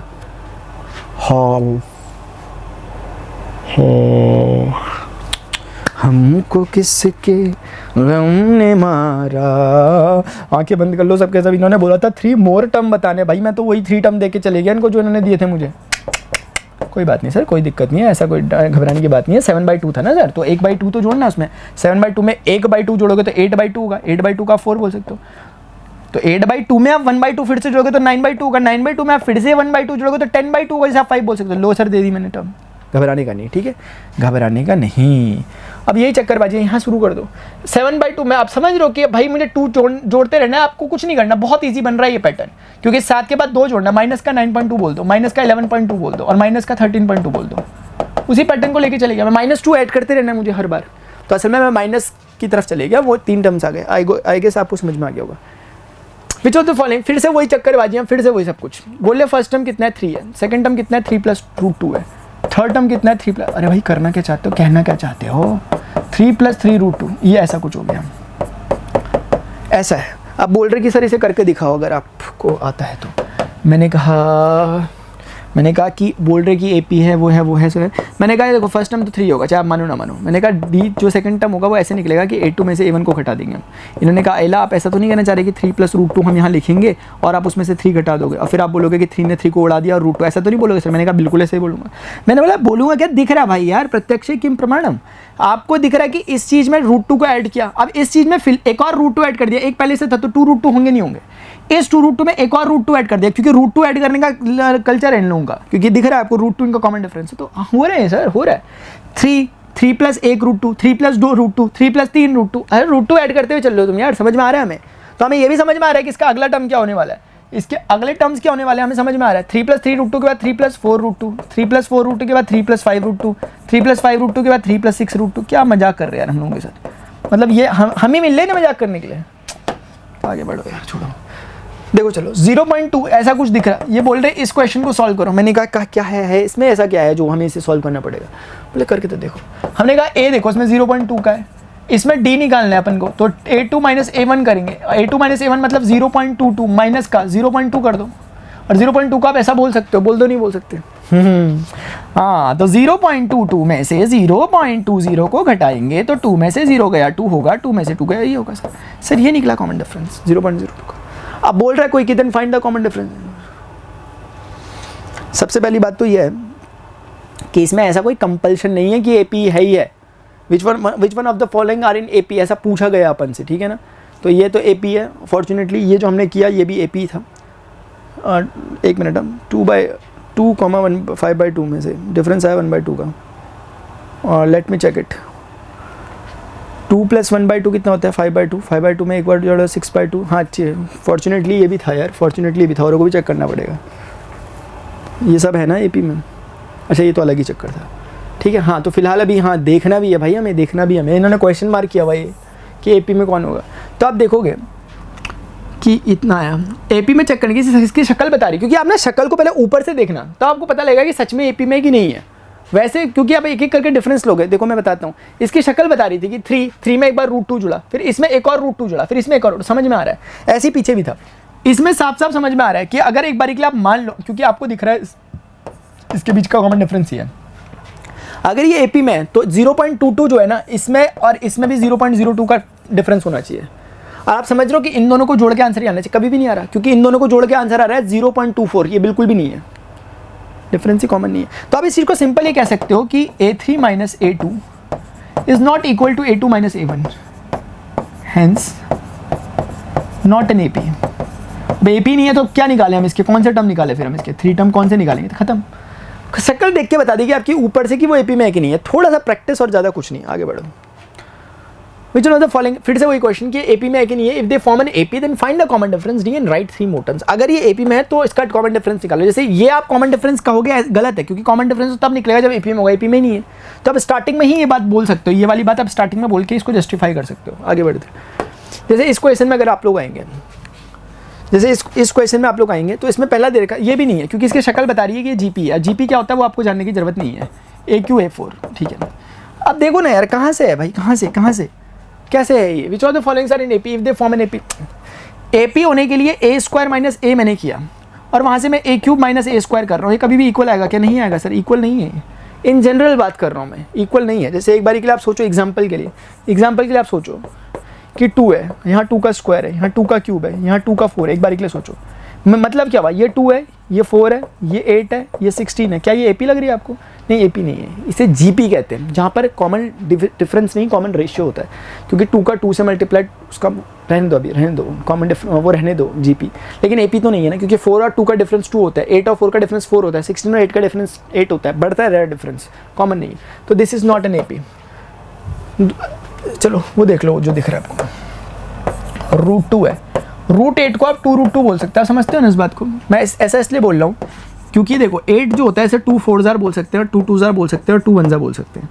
तो जो पेयर बनते हैं उसे 1 मान लिया जाता है, यूनिट 2, और जो नहीं बनता पेयर उसे रूट के अंदर लिख लिया जाता है।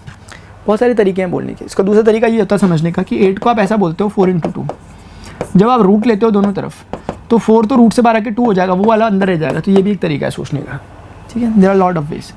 18 है तो 18 को कैसे निकालोगे, √18। तो इसी तरीके से चलने की कोशिश करते हैं। देखो √18 को आप ऐसे के टर्म्स में बोलो जो परफेक्ट स्क्वायर होता है। 9 हम जानते हैं परफेक्ट स्क्वायर है, तो इसको ऐसा बोलना पसंद करेंगे हम। ये 9 बाहर आएगा, 3 हो जाएगा, अंदर √2 रह जाएगा, तो इसको हम बोल सकते हैं 3√2।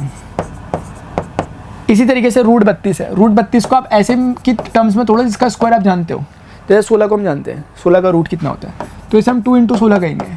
2 × 16 में 16 बाहर आएगा, 4 हो जाएगा, √2 अंदर रह जाएगा, तो उस हिसाब से 4√2। ये तो हमने यही डिकोड कर दिया। क्या मैं गलत कह रहा हूँ कुछ? ये तो सिंपल डिकोडिंग हो गई, क्योंकि √2, 2√2, 3√2, 4√2 समझ में आ रहा है भाई कि √2 ऐड हो रहा है। आपको नहीं आ रहा है समझ में तो कोई बात नहीं, A को √2 लिखो, दिख रहा है, इसकी शक्ल बता रही है, इसलिए आप करके देखो। 2√2 में से सर हम √2 को घटा रहे हैं, तो हमने देखा कि √2 कॉमन आ गया यहाँ से, तो यहाँ 2 बचा, यहाँ तो कुछ नहीं था, -1 बचा, 2 में से 1 गया, 1 हुआ, √2 बचा। मैंने पहले प्रेडिक्ट किया, आपको दिख रहा है, क्योंकि √2, 2√2, 3√2, 4√2, इसका मतलब √2 जोड़ते रह रहे हो। तो आप क्या सीधे नहीं बोल सकते कि इसके बाकी टर्म्स क्या होंगे? सर 5√2 होगा, 6√2 होगा, 7√2 होगा, 3 ही निकालने थे शायद, निकाल दो। कितने निकालने? 3 निकालने, बस हो गया खत्म, ठीक है। आप कोई टेंशन नहीं है, क्योंकि इसमें से इसको घटा के देखो आप, 3√2 में से 2√2 जाएगा, 1√2 आएगा, मतलब √2 आएगा। 4√2 में से 3√2 जाएगा, 1√2 आएगा, मतलब √2 आएगा। कॉमन डिफरेंस मेंटेन है √2 का हमेशा। लेकिन ये क्वेश्चन में थोड़ा इंपॉर्टेंट मैं मानता हूँ, क्योंकि इसमें डिकोडिंग करना जरूरी है। जब तक आपको √2, √18 इनको तोड़ोगे नहीं ऐसे, तब तक आपके लिए क्लियर नहीं होगा। ऐसे क्वेश्चन दिया रहेगा, हर कोई पहचान लेगा, ऐसे में थोड़ा पहचानना मुश्किल है। एक्सरसाइज 5.2 पे आते हैं। क्या है इसमें? कुछ भी नहीं है, fill in the blanks A, D and F, वही जो हमने पढ़ा ऑलरेडी, ठीक है। देखते हैं क्या है। देखो हमने जो एक फॉर्मूला पढ़ा भी, जिसका यूज होता हुआ यहाँ पे नजर आएगा, और वो फॉर्मूले का बेसिक्स आपको क्लियर होनी चाहिए। जो मैंने बताया, मैंने AN = A + N - 1 × D का। अब इस क्वेश्चन को समझो कहना क्या जा रहा है। इसमें बहुत सारे बॉक्सेस हैं और सिर्फ एक ही ले रखा। मतलब क्या है इसका? मतलब ये है कि देखो इसका मतलब समझो पहले। -18 पहला टर्म है, ये है। D नहीं पता, N पता है कि 10 टर्म लेने, यानी कि जैसे ये पहला टर्म है A1, ऐसे करके दूसरा टर्म कुछ A2 होगा, कुछ तीसरा टर्म होगा, कुछ चौथा टर्म होगा, ऐसे करके there will be 10 terms, 10 term होंगे इसमें, ठीक है। और 10वां टर्म हमें 0 दे रखा है। अगर आप गौर से समझो तो ये दे रखा है, अगर आप समझो बात को क्योंकि n 10 है, यानी 10 टर्म पे हमें बात करनी है, यानी यहाँ से लेके यहाँ तक 10 टर्म है, जिसमें पहला टर्म हमें दे रखा है और अल्टीमेटली हमें ये वाला टर्म भी दे रखा है 10वें नंबर का, क्योंकि 8 n जो लिखा हुआ और n क्योंकि 10 है तो 8 n दे रखा 0। फिर बोल ले कि बताओ कॉमन डिफरेंस कितना होगा। ये क्वेश्चन इजी वन, मतलब आराम से कह सकते हैं, आप शायद समझ पा रहे होंगे। ठीक है, तो हम इसे स्टार्ट करते हैं। हमें जो इन्फॉर्मेशन दी, ये मैंने आपको स्ट्रक्चर बताया कि एक्चुअली बात ये है, लेकिन करने का तरीका क्या होगा, ये फॉर्मूला कैन हेल्प अस। देखो कैसे हम बोलेंगे, if you are placing n बराबर 10, क्योंकि n 10 पर बातचीत हो रही है, तो ये हो जाएगा a10, ये हो जाएगा a, ये हो जाएगा 10-1 और ये हो जाएगा d। a10 आपको गिवन है, क्योंकि बता रखा है कि जब n 10 होता है तो a10 0 आता है, वो नंबर ऑफ टर्म 0 हो जाता है। a आपको दे रखा -18 है और +9। अब आप देखो कितनी आसानी से हमें d मिल गया, क्योंकि -18 दे रहेगा, प्लस का 18 हो जाएगा, 9d हो जाएगा, और d बराबर हो जाएगा 9 2 18, 2 हो जाएगा, d 2 है। मतलब क्या हुआ, मतलब ये हुआ कि अगर ये -18 है तो -18 + 2 कितना होता होगा, -16, फिर ये -14, फिर ये -12, फिर ये -10, फिर ये -8, -6, -4, -2 और उसके बाद 0। ये था वो, पता है आपको, हमने पूरी AP खोल दी। हमसे कोई कुछ भी पूछ लेता हम बता देते। एक बार के लिए सोचो, इसी क्वेश्चन में अगर कोई बोल रहा होता आपसे कि मुझे ये, कोई यहाँ पे लिख देता कि मुझे a6 बताओ कितना होगा, ये बोल लेता, तो हम बोलते कि a6 का मतलब हुआ कि a + n-1 यानी 6 - 1 × d, क्योंकि मैं इस फॉर्मूले पे गया, n के प्लेस पे 6 रखा। जैसे ही मुझे a6 निकालना होता, मुझे जरूरत पड़ती a की। a मुझे क्वेश्चन में दे रखा था -18 + 6 - 1 5 होता है। d मैंने अभी कैलकुलेट किया, यहाँ से 2 कैलकुलेट किया, 5 2 = 10, -8 18 + 10 कितना होता है, -8। मैंने बोला ये है, चेक कर लो, क्रॉस चेक कर लो। कैसे करोगे क्रॉस चेक, ये पहला टर्म है, ये दूसरा है, ये तीसरा है, ये चौथा है, ये पांचवा है, ये है छठा, वही निकला हमारा -8। ऐसे करके आप प्लीज समझो बात को, सिर्फ क्वेश्चन में फॉर्मूला अप्लाई करके आंसर आ जा रहा है, that is not the good thing. उतना ही नहीं करना अपने आप को, हमें ये भी देखना है कि जो हम काम कर रहे हैं वो हमें क्या क्लैरिटी दे रहा है, क्या हमें समझ में आ रहा है कि नहीं आ रहा है हमें समझ। नेक्स्ट क्वेश्चन, इसमें प्लीज जितने बॉक्सेस में जितने क्वेश्चन देखें करना, नहीं होंगे तो बताना मुझे। अभी ये वन शॉट टाइप में पूरे चैप्टर को हम कवर कर रहे हैं और मेन क्रक्स बताते हुए, अगर आप थोड़ा सा भी समझ रहे हो तो बाकी क्वेश्चन को एज अ असाइनमेंट लेना। Choose the correct choice in the following and justify. 11th term of AP is -3 -12 2 and पता नहीं क्या क्या बोलते रहते हैं। बोलने की choose the correct choice in the following and justify. 11th term of AP is, अच्छा अरे ऑप्शन, ओ भाई साहब ऑप्शन ऐसा बोलते, पहले बोलते ना यार, -3 -12 2 बोल रहे कि choose the correct choice justify. 11 term, इसका 11 टर्म बताना है, देखो कितना इजी है। फर्स्ट टर्म कितना है इसका, -3। कॉमन डिफरेंस कितना निकलेगा इसका, कॉमन डिफरेंस यानी सेकंड टर्म में से फर्स्ट टर्म को घटा देना। ध्यान से प्लीज, आप देखोगे -12 हो गया, ये प्लस का 3 हो गया। आप नेक्स्ट बोलोगे -1 2 3 6 हो गया, डिवाइडेड बाई 2 हो गया, 6 में से 1 गया, 5 हो गया, डिवाइडेड बाई 2 हो गया। इस तरीके से आपका कॉमन डिफरेंस निकल गया। तो कॉमन डिफरेंस आपको एक बारी में समझ में आ गया कितना है। अब हमें पूछा गया, अच्छा देखो आपको चेक करना है ना, अगर मेरा सही निकलेंगे ना, तो इसके बीच का डिफरेंस चेक करने के लिए क्या करोगे, सोचो -12 ये है, अगर मैं इसमें 5/2 जोड़ता हूँ तो 5 - 1 4/2 का 4/2 2 होता है। हाँ सही है, इसका मतलब ठीक है, AP है, बढ़िया। अब हमें क्या निकालना था, 11th टर्म। हमें पता है कि nth टर्म निकालने के लिए हम बोलते हैं a + n-1 × d, लेकिन as we want nth term as 11 term निकालना है, तो we will just apply n = 11। n को 11 रखेंगे, 11 में से 1 गया, 10 होगा, ये d हो जाएगा। a कितना है आपका, a -3 है, -3 प्लस का 10 × d। d कितना है आपने कहीं निकाला क्या, और ये सर हमने निकाला था 5/2 है। तो 5/2 का मतलब 2 ने इसको 5 टाइम्स कट किया, 5 5 25, 25 में से 3 गया, कितना होता है, हाँ 22 होता है। 11/22 आ गया। कोई है तो ऑप्शन नहीं राइट है ना, हो क्या कहते हो, बस आपका जो मन कर रहा है। मेरे सामने होते मैं बहुत कुछ कर लेता, अभी आपको थोड़ा एक्सप्लोर करता, लेकिन अभी जाऊंगा तो फिर अलग अलग मेंटालिटी के स्टूडेंट्स से आप पता नहीं क्या कुछ कहीं खो ना जाओ, इसलिए in the following APs find the missing term. ओहो मिसिंग टर्म, अच्छा AP है ये सर, इसमें जनरल नॉलेज से बताने की हो रही है। मिसिंग टर्म बताना है AP में, ये कॉन्सेप्ट आपको लाने की कोशिश करें अर्थमेटिक मीन का। ये आपको बताएंगे नहीं अभी कि क्या होता है, ये आपकी अगली क्लास के लिए रख देंगे इसको, लेकिन चलेगा, सिंपल सा है। अब देखो क्या होगा कि अगर ये AP है 100%, एक बार के लिए सोचो कि टर्म x है, और अगर ये AP है तो कंसेक्यूटिव टर्म का डिफरेंस क्या होना चाहिए, हमेशा कॉमन, यानी x - 2 उतना ही होना चाहिए जितना 26 - x। हेलो, क्या मैं गलत कह रहा हूँ, क्या मैं गलत कह रहा हूँ, बोल दो गलत कह रहे सर आप, क्योंकि कुल मिलाकर के अगर ये AP है तो जितना डिफरेंस x - 2 का होगा उतना 26 - x का होना चाहिए, नहीं होना चाहिए। ध्यान रखना इस बात का, ऐसे मत करना कि x - 2 और वहाँ से x - 26, ऐसा मत करना प्लीज़।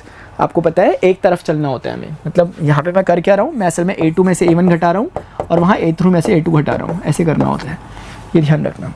तो कुल मिलाकर अगर आप इस पर फोकस करोगे तो -x को उधर ले आओगे तो x के साथ आके इधर आ जाएगा, 26 इधर है, -2 को उधर ले जाओगे उधर चला जाएगा, x 2x हो जाएगा, 26 और 2 28 हो जाएगा, तो x = 14 हो जाएगा, बस निकल गया। आपको समझ में आ गया कि वो जो x था वो 14 था। इसका मीनिंग क्या हुआ?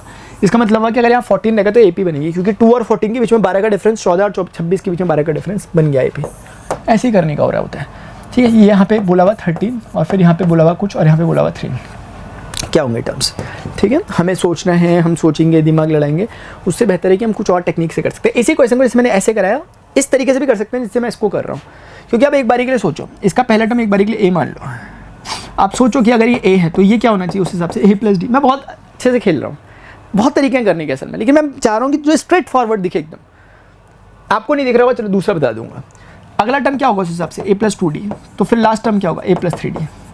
गलत कह रहा हूँ क्या मैं? ऐसे तो करता था मैं कुछ और कर रहा था, इसके अलावा नहीं कर रहे थे सर। तो कहने का मतलब है मुझे देखने से ऊपर दिख रहा है कि A + D = 13 है, मुझे ये दिखने से दिख रहा है कि A + 3D = 3 है। अगर मैं इन दोनों को घटाता हूँ आपस में, अगर इन दोनों को घटाता हूँ आपस में, A में से ये जाएगा 0, D में से 3D जाएगा तो -2D होगा, प्लीज़ ध्यान से।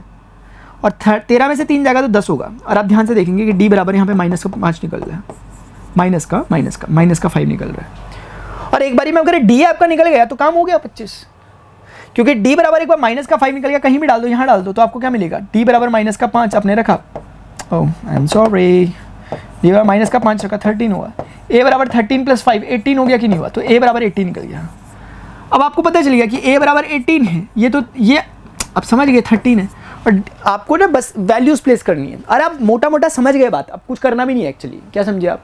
हम ये समझे सर कि अगर ये पहला टर्म 18 है तो 18 में 5 गया तभी तो 13 आया वो, तो इस बार D नेगेटिव है, D नेगेटिव भी हो सकता है, जरूरी नहीं है आपकी AP बढ़ती हो, घटती भी हो सकती है, घट रही है। 18 में से वो 13 हो गया क्योंकि 5 कम हो गया, 13 में से 5 और कम कर दो, कितना होता होगा, 8 होता होगा। 8 में से 5 और कम कर दो, 3 होता होगा। देखो आपने बना दिया। आप चाहो तो A और D को रख करके भी वैल्यू निकाल सकते हो, सबकी वही निकलेगी, लेकिन मैं बार बार जनरल नॉलेज फोकस कर रहा हूँ। Think out of the box. हमें उतना ही एकदम स्ट्रक्चर होके नहीं चलना चीज़ों में, हमें एकदम समझना है बातों में हो क्या रहा। ऐसा तो नहीं लग रहा आपको मैं बड़ी बातें कर रहा हूँ? नहीं भाई, नहीं कर रहा मैं, सच में बड़ी बात नहीं, मैं बहुत छोटी बातें करता हूँ, मैं बहुत ज़्यादा छोटी, मुझे कुछ समझ नहीं आता कोई पढ़ाता है तो, अगर मैं इतनी छोटी बातें करता हूँ, ठीक है। लेकिन मेरा मानना यह है कि कॉमन सेंस, हमेशा फॉर्मूले पे जितना उलझे रहोगे, कल को फॉर्मूला भूल जाओगे, क्वेश्चन भूल जाओगे। ऐसा होता है क्या? नहीं सर, हमें इसके एजेंस को समझना है कि what they are trying to say, उतना ही बस, ठीक है, ठीक है। और क्या, देखो कोई बच्चा ऐसे ना करता तो पता कैसे करता, वो ऐसे करता, वो कहता सर जी, हम कहते हाँ जी, बोलते सर हमें ना सेकंड टर्म दे रखा 13, तो ऐसे भी लिख सकते हो, गलत नहीं लिख रहा वो। सर हमें ना फोर्थ टर्म दे रखा 3, और सर क्योंकि हम जानते हैं कि an बराबर A + n-1 × D होता है सर, हमने कहा अच्छा, तो फिर हम ऐसा करेंगे सर, एक बारी में n बराबर 2 रखेंगे, तो जैसे ही n बराबर 2 रखेंगे तो यहाँ निकल के आएगा A + 2 में से 1 गया 1D, और जैसे ही सर एक बार n बराबर 4 रखेंगे तो 4 - 1 3 हो जाएगा, तो A + 3D हो जाएगा। तो कुल मिला के सर ये जो चीज़ है A2 वो A + D है, तो एक हिसाब से A + D = 13 हो जाएगा, और दूसरे हिसाब से सर A + 3D = 13 हो जाएगा। 3 बराबर, जो ये कहना चाह रहे हैं वही मैंने भी किया है, वही मैंने भी किया है। There are lot of ways to do the same thing. एकम सत्य बहुधा विप्रा वदंती, सत्य एक है लेकिन विप्रजन उसे बहुत तरीकों से बोलते हैं। In the following APs find the missing term, फिर से वही चक्करबाजियाँ, ठीक है। तो अब देखो क्या मतलब जनरल नॉलेज, सर अगर इसे A बोल दोगे तो ये क्या है, फिर ये A + D है, उस हिसाब से ये A + 2D है, ये A + 3D है, ये A + 4D है, ये क्या है फिर A + 5D है। तो मुझे इतना समझ में आ रहा है कि A + D मुझे दे रखा क्वेश्चन ने, और मुझे ये समझ में आ रहा है कि A + 5D भी दे रखा मुझे क्वेश्चन ने, और मुझे पता है कि भाई लीनियर इक्वेशन 2 वेरिएबल कैसे सॉल्व करते हैं, मुझे पता है एलिमिनेशन लगा दो, A में से A कट जाएगा, तो कुल मिला के इसको 1 बोल दो, इसको 2 बोल दो, 1 में से 2 घटा दो। जैसे ही आप घटाओगे A में से जाएगा 0, D में से 5D जाएगा, तो सर माइनस का 4D लिखना ना भूलना। सर ये माइनस करोगे तो ये माइनस इस माइनस को प्लस कर देगा। आप समझ रहे होंगे मैं कहना क्या चाहता हूँ? अरे भैया लीनियर इक्वेशन 2 वेरिएबल पढ़ के आए हो ना यार। तो 38 माइनस माइनस प्लस, तो ये दोनों जुड़ेंगे, 8 2 10, 3 2 5 और 1 6 जुड़ गए आपस में। तो D बराबर 15 चौके 60 होता है माइनस का, क्योंकि माइनस आया था। बोल दो कि मैं गलत कह रहा हूँ? नहीं बोल दो सर मैं गलत कह रहा हूँ। आपको दिख भी रहा होगा कि D नेगेटिव होना चाहिए, क्योंकि ये देखो 38 था पॉजिटिव, और नेगेटिव कैसे पहुँच गया होगा? घट रहा होगा तभी तो पहुंचा होगा। तो कुल मिलाकर के सर हमारे पास चक्करबाजियाँ जितनी थी वो हो गई खत्म। इसको D को यहाँ डाल दो आप एक बारी के लिए, बोल देना यार मन करेगा तो इक्वेशन A वो सो पता नहीं क्या क्या तो बोलते रहते हो आप। A + D = 38, तो A को A रखने का, D को आप माइनस का 15 रखने का, 38 को 38 बोल देने का, ठीक है। A बराबर 38 हो गया, और वो -15 रख के +15 हो गया। 8 और 5 13 होता है, 3 और 1 4 होता है, 1 5 बोल दो sir please, sir please. A 53 निकल गया। अब A आपके पास 53 निकल गया, D आपके पास उतना निकल गया। अब आगे बढ़ते हैं। अब देखो नेक्स्ट क्या है, नेक्स्ट क्या है, हमें निकालना है, अरे भाई साहब इतने सारे टर्म निकालने हैं। तो कहीं ना कहीं अगर आप ऑब्जर्व करोगे, हमें ये A1 है, अगर आप ऑब्जर्व करोगे A3 है, ऑब्जर्व करोगे A4 है, ऑब्जर्व करोगे तो A5 है। असल में A1 हमें A1 तो निकल गया ना सर यार, A1 तो निकल गया। अब अगर हमें A3 निकालना है तो A3 कैसे निकला, A + 3 - 1 × D। How I am saying this, A + n - 1 × D = AN के फॉर्मूले की हेल्प से मैं ऐसा कह रहा हूँ, with the help of this formula I am saying this. तो A3 निकालना है तो मैं बोलूँगा A3 बराबर हो गया A ढूंढो कहाँ है प्लीज़, A है सर 53 है सर, तो A 53 है, 3 में से 1 गया 2, D कितना है, D है -15। मैं ना इधर उधर की बातें इसलिए नहीं वो कर रहा क्योंकि मैं स्ट्रेट फॉरवर्ड बात कर रहा हूँ, मुझे लगता है सब कुछ समझ में आ रहा होगा यार। प्लीज़ मुझे बता भी देना कि समझ में आ ही रहा होगा कि मेरा भ्रम है ये, 3 में से 0 गया 3, 5 में 3 गया 2, कि सर कुछ तो समझ आ नहीं रहा लेकिन फिर भी हम देखने में लगे हुए सर, ऐसा तो नहीं है कहीं। A4 निकलना है, चलो A4 निकालो। A4 क्या होगा, अब देखो इतने भोले मत बनना कि आपको समझ नहीं आ रहा। A4 - 1 × D, बताऊँ क्यों बोल रहा मैं भोले मत बनना, क्योंकि भाई जिस बच्चे को समझ में आ गया कि पहला टर्म, जिस बच्चे को एक बारी के लिए समझ में आ गया पहला टर्म 53 है, जिस बच्चे को समझ में आ गया दूसरा टर्म 38 है, और उस बच्चे को समझ में आ रखा कि 15 का कॉमन डिफरेंस है, भाई वो समझ रहा है कि आपको -15 घटाते, मतलब 15 को घटाते हुए चलना है या -15 को जोड़ते हुए चलना है। आप 15 घटाते हुए चलो, आंसर आते रह रहे हैं आपके, 38 में से 10 गया 28 होता है, 28 में से 5 गया 23 होता है, तो ये 23 निकलेगा, ये मुझे पता है, ऐसा झूठ मत बोलो मुझे। 23 में से मैं 10 दूंगा 13 बचेगा, 13 में से 5 गया तो 8 बचेगा, ये 8 बचेगा 100% सर, चेक करवा लूंगा मैं आपको, बात अलग है। A 53 हो गया, देखो 4 में से 1 गया 3, D कितना निकला था आपका -15, ऐसा नहीं है ना यार, 53 45 कितना हो गया है 8, बोला था ना निकलेगा, निकल ही रहा है सर, निकलना ही है सर, उसे निकलना ही पड़ेगा सर उसे, अब क्या कहें हम आपसे इससे ज़्यादा। A5 भी निकालना है। अब अच्छा A5 आप मुझे प्रेडिक्ट कर सकते हो, देखो एक तो मैं निकालूंगा इस फॉर्मूले से, A + 5 - 1 × D इस फॉर्मूले की हेल्प से, एक तो मैं निकालूंगा, चलो ये तो मैं निकाल लूँगा A + 4D, वो तो हो जाएगा। सवाल ये है कि क्या इससे आप बता सकते हो, हाँ सर, क्योंकि हमें सिर्फ 15 ही तो कम करना है, 8 में से 15 का, ओह माय गॉड, 8 में से 15 का -7 होता है क्या, ओ भाई ये ऐसा हो रहा है। यहाँ देखते हैं A कितना था 53, A कितना है यहाँ कहीं पे दिख रहा होगा 53, D कितना दिख रहा है सर -15, -15 मतलब ये हो गया 53 और माइनस का हो गया 60, -7 ही तो होता है, निकल गया, निकलना ही है ना सर यार, निकल रही है, तो बस मजाक कर रहे हैं हमारे साथ और कुछ नहीं। कैलकुलेशन यार बहुत छोटा सा, बहुत खुले दिमाग से, बिल्कुल दिमाग को खोल के साइड में रख के करो काम, ठीक है, दिमाग को निकालो और बाहर रखो और उसके बाद काम करो। Which term of the AP is 78? Oh my God! D कितना होता है 8 - 3, क्यों, क्योंकि पहले तो ये बोल रहे AP है तो हमें चेक नहीं करना, हमें दिख भी रहा है कि सर ये 5 जुड़ा इसमें, सर हमें दिख रहा है 5 जुड़ा सर इसमें, सर हमें दिख रहा है 5 जुड़ा, सर 5 जोड़ते हुए चल लो, बोले कि ऐसे जोड़ते जोड़ते कब हम 78 पे पहुंचेंगे। कितना अच्छा क्वेश्चन है, कितना प्यारा क्वेश्चन है, बताओ, समझो बात को कि 78 बोले कि इसका कौन से नंबर का टर्म 78 होगा, जैसे चौथे नंबर का टर्म 18 है, तीसरे नंबर का 13 है, दूसरे का 8 है, पहले का 3 है, ऐसी कौन से नंबर का 78 होगा। मैंने कहा सर पहले तो ये निकाल दें हम, जो दे रखा आपने, बोले हाँ, मैंने कहा सर मान लेते हैं nth नंबर का जो टर्म होगा वो 78 होगा, मान लेते हैं nth नंबर का टर्म 78 होगा, तो सर an बराबर कैसे निकालते हो, nth term A + n - 1 × D, वो 78 होगा। A हमें दे रखा सर 3, n सर हमें निकालना है, D सर हमने निकाल दिया, 78 हो गया सर। तो ये कुछ तो बता जिंदगी अपना पता जिंदगी, तारों भरी एक रात में तेरे खत पड़ेंगे, साथ में कोरा जो पन्ना रहेगा, मतलब 16वें नंबर का टर्म 68 है। आपको मेरी बातों का यकीन नहीं होगा, देखो इधर 3 8 13 18, आपका ना मन कर रहा ना जोड़ते ही चलो इसमें 5 8 5 23 23 5 28 28 5 33 33 5 38 38 5 43 43 5 48 48 5 53 53 5 58 58 5 63 63 5 68 68 5 73, ऐसे करके दिखाता हूँ मैं आपको। देखो ये पहला, दूसरा, तीसरा, चौथा, पांचवा, छठा, सातवां, आठवां, नौवां, 10वां, 11वां, 12वां, 13वां, 14वां, 15वां, मजाक थोड़ी रहे, 15वें नंबर का टर्म है। ये तो साक्षात एकदम, अच्छा वो 78 में पूछ रहा था ना सर, 78 में पूछ रहे थे ना सर, आपने बिल्कुल सही किया सर। आप डरते क्यों सर, आप ऐसे, हम कुछ नहीं बोलेंगे सर आपको। A16 नंबर का टर्म है, निकला नहीं निकला वाला सीन याद आ गया था एकदम, राजपाल यादव को नहीं था, ये क्या हो गया, वो एक मीम चलता है वाली एक्टिंग कर दी थी मैंने एकदम से। ठीक है, समझ में आया किसी को? तारों अरे भाई समझ में आया? क्वेश्चन कहता है कि ऐसे चलते चलते कौन से नंबर का टर्म 78 होगा, या तो आप ये करके पता करते कौन सा होगा, तो आपने तब भी बताया 16 होगा, लेकिन वो बोल रहा है ऐसे करो भाई, मिनटॉस जिंदगी। राइटिंग इतनी बेकार मैंने आज तक नहीं बनाई जितनी आजकल मैं बना रहा हूँ। Find the number of terms in each of the following APs. Find the number of terms in each of the following. अच्छा जी 18, इसको थोड़ा सॉल्व कर लोगे। 15 दूनी 30 और 31 बाई 2, ये कितना होता है सर? 13। ऐसे कर करके ना हमें ना -47 तक पहुंच गए हम। जैसे ये समझो कि इस क्वेश्चन में क्या हुआ था, इसमें बचपन में बहुत कंफ्यूज होता था। इस क्वेश्चन में ना 3, 8, 13, 18 ऐसे करते करते करते करते हम 78 तक पहुंच गए थे। हमें पता था कि ये पहले नंबर का है, हमें पता था दूसरे नंबर का, हमें पता था तीसरे नंबर का, हमें पता था चौथे नंबर का है, लेकिन हमें पता नहीं था ये कौन से नंबर का है। तो हमें इसे n बोला, तो हमें बेसिकली n को निकालना था कि क्या होगा, तो हमने निकाला, हमने बोला 16 होगा, ऐसा था। इस केस में क्या है ना, इस केस में भी हमारे पास सेम सिलसिला है। A1 दे रखा है, A2 दे रखा है, A3 दे रखा है, और पूछ रहे हैं कि बताओ कि फाइंड नंबर ऑफ टर्म्स कितने होंगे। भाई जौन से नंबर का टर्म होगा उतनी नंबर ऑफ टर्म्स होंगे, बोल दो नहीं होंगे।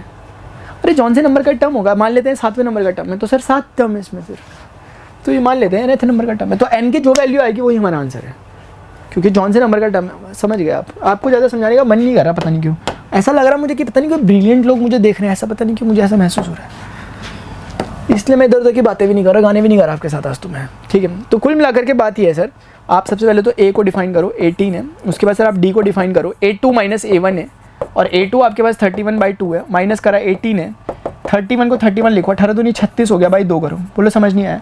अरे भाई 2 8 जा 18 है ना, है ना? हाँ सर, ये ऐसे होता है, 31 में से 36 गया। क्या खतरनाक हो सर आप, ऐसे बचपन से हो गया? हाँ यार, बस यार हालातों ने बना दिया ऐसा हमें। देखो चलो, अब हमें बताना है, हमें दिख रहा कहीं ना कहीं कि an बराबर, हमें पता करना है -47, कौन nth नंबर का टर्म 47 है, क्वेश्चन नहीं दे रखा नेगेटिव का, तो मैं बोलूँगा an क्या होता है, a + n-1 × d बराबर माइनस का 47। a कितना है सर? a है 18, n कितना है? अब वही तो निकालना है सर यार, आप तो यार बिल्कुल हमारी टोपी हमारे सर कर रहे हैं। d कितना है? माइनस का 5/2। ध्यान से प्लीज़, हाँ ध्यान से, n-1 × 5/2 जो लिखा हुआ है नेगेटिव का, उसे यहाँ रख दिया, 18 को उधर ले गया मैं उठा के। अपना अपना स्टाइल है यार, ठीक है, बाबूराव का है, हमारा भी है। 8 7 15 होता है, 4 1 5 होता है, और 1 6 हो गया, और 1 नेगेटिव का हो गया। बोल दो सर कि क्या मस्त पढ़ा रहे आप। n-1 × 5, वो 2 जो नीचे था वो भाग के ऊपर चले गया, 2 5 = 10, 2 6 = 12, 30 हो गया नेगेटिव का। तो कुल मिला के n-5 1 आ गया, × 5 आ गया, नेगेटिव आ गया, नेगेटिवनेस नेगेटिव बोला भाई हम पॉजिटिव हो जाते हैं, दोनों हो गए। तो n-1 था, 5 130 के नीचे गया, बोला मेरा कुछ कर दो। उसने कहा मैं तो कुछ नहीं कर पाऊंगा, तुम ही मेरा कुछ कर दो। 5 2 = 10 हो गया, और उसके बाद 3 आगे बचा, 5 6 0 हो गया। तो कुल मिला के अजुला करके हमारे पास n-1 बराबर 26 आ गया, और n बराबर 27 आ गया। बोलो बांके बिहारी लाल की जय। n बराबर 27। तो ऐसे आपका, अब आपकी मर्जी है, अब आप करते रहो भाई कैलकुलेशन, आप ऐसे पीछे आते रहो कर करके, क्योंकि करना क्या अल्टीमेटली -5 भाई 2 तो जोड़ना है, समय जोड़ते रहो, देखो कब आओगे तो आप पता करोगे कि 27वें नंबर के टर्म में ही आपको एक कुछ मिलेगा। तो कैलकुलेशन से हमारा वो कैलकुलेशन बच जाएगा अगर हम इस प्रॉपर वे से चलेंगे। तो find the 31st term of an AP whose 11th term is 38 है। देखो चलो 11th टर्म 38 है, मैं नहीं बोल रहा, ये बोल रहा है। बोले 16th नंबर का टर्म कितना है, हमने बोला कितना है, बोले 73 है। मैंने कहा अच्छा। बोले कि भैया प्लीज़ यार बता दो कि 31st नंबर का टर्म कितना होगा। मैंने कहा ओह वाह, क्या पूछ लिया क्वेश्चन एकदम से। हमने कहा जैसे कि हमें तो पता ही नहीं कि n बराबर a + n-1 × d होता है, हमें तो पता ही नहीं है ये बात। अभी आवाज़ सुनने भी जाना है यार, पता चल रहा कुछ चल ही नहीं रहा, मैं अकेले लगा हुआ। कितनी बार हो गया ऐसा पता है आपको, अकेले लगा हुआ मैं वीडियो में बनाने में, बातचीत करने में, लास्ट में पता चला ले भाई रिकॉर्डिंग ही नहीं हो रही थी, ले भाई माइक ही ख़राब हो गया। भाई ऐसे ही होता रहता है हमारे साथ यार, ठीक है। तो कुल मिला के n अगर आप 11 रखोगे एक बार के लिए सोचो तो आपको क्या मिलेगा, a11 बराबर a + 11 - 1 × d। a + 11 में से 1 गया 10 होता है × d। क्या मैं गलत कह रहा हूँ? क्या मैं गलत कह रहा हूँ सर कि a11 बराबर 38 है? नहीं सर, आपने आज तक कभी गलत ही नहीं कहा। अच्छा जी, ऐसी बात है। तो ये पहली क्वेश्चन टाइप की बन गई, और कर भी क्या सकते हैं हम बेचारे इसका, ये और डी में की क्वेश्चन बन गई। दूसरा वाला, भाई भूख लग रही बहुत भयंकर वाली है। कितना बज रहा है? 3 बज रहा, मैंने सुबह से कुछ नहीं खाया। माय गॉड, सुबह से क्यों खाई से, तो हमें रात से कहना चाहिए यार। रात में कौन सा, आधी रात में मैं खा रहा था। सही बात है सर आपकी, मतलब लॉजिकल हो सर आप, ऐसे बचपन से ही हो गया। हाँ बस यार बचपन से ही है। a 16 बराबर, यहाँ n के प्लेस पे 16 रखने का, a + 16 में से 1 गया 15 × d। Got it.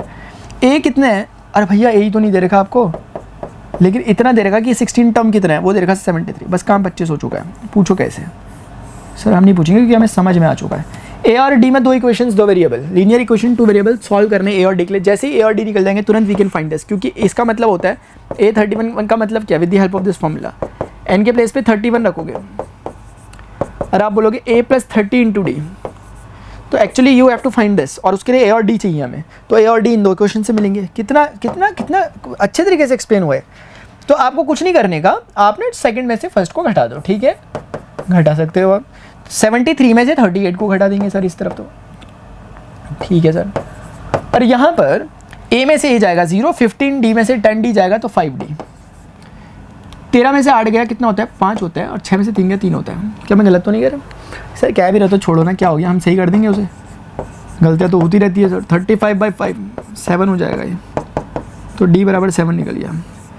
एक बार भैया का अगर d निकल गया तो क्या दीदी उसे यहाँ डाल के a निकाल सकती हैं? बिल्कुल निकाल सकती हैं। कैसे निकालेंगे? a + 10 × d के प्लेस पे 7 रख दिया और 38, a + 70 हुआ, 38 में से 70 को घटा दिया, ऐसे करके। सर 10 में से 8 2 होता है और 6 में से 3 3 होता है, लेकिन नेगेटिव का। a = -32, ठीक है।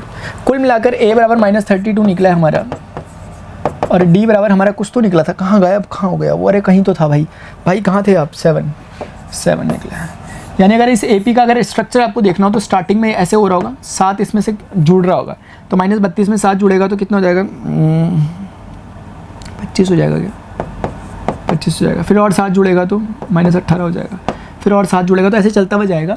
और शायद हम समझ पा रहे होंगे, इससे मैं कुछ पैटर्न पता करने की कोशिश कर रहा हूँ। हाँ सही है, क्योंकि आगे जाने पर ये प्रोग्रेसिव टाइप की AP है, आगे जाने पर बढ़ रही है, क्योंकि नेगेटिव टर्म कम होते रह रहे हैं, यानी आगे को बढ़ रही है। बिल्कुल सही है, आगे को बढ़ रही है। इसका आइडिया इससे लगता है कि D पॉजिटिव है कि नेगेटिव। ठीक है यार, आई होप।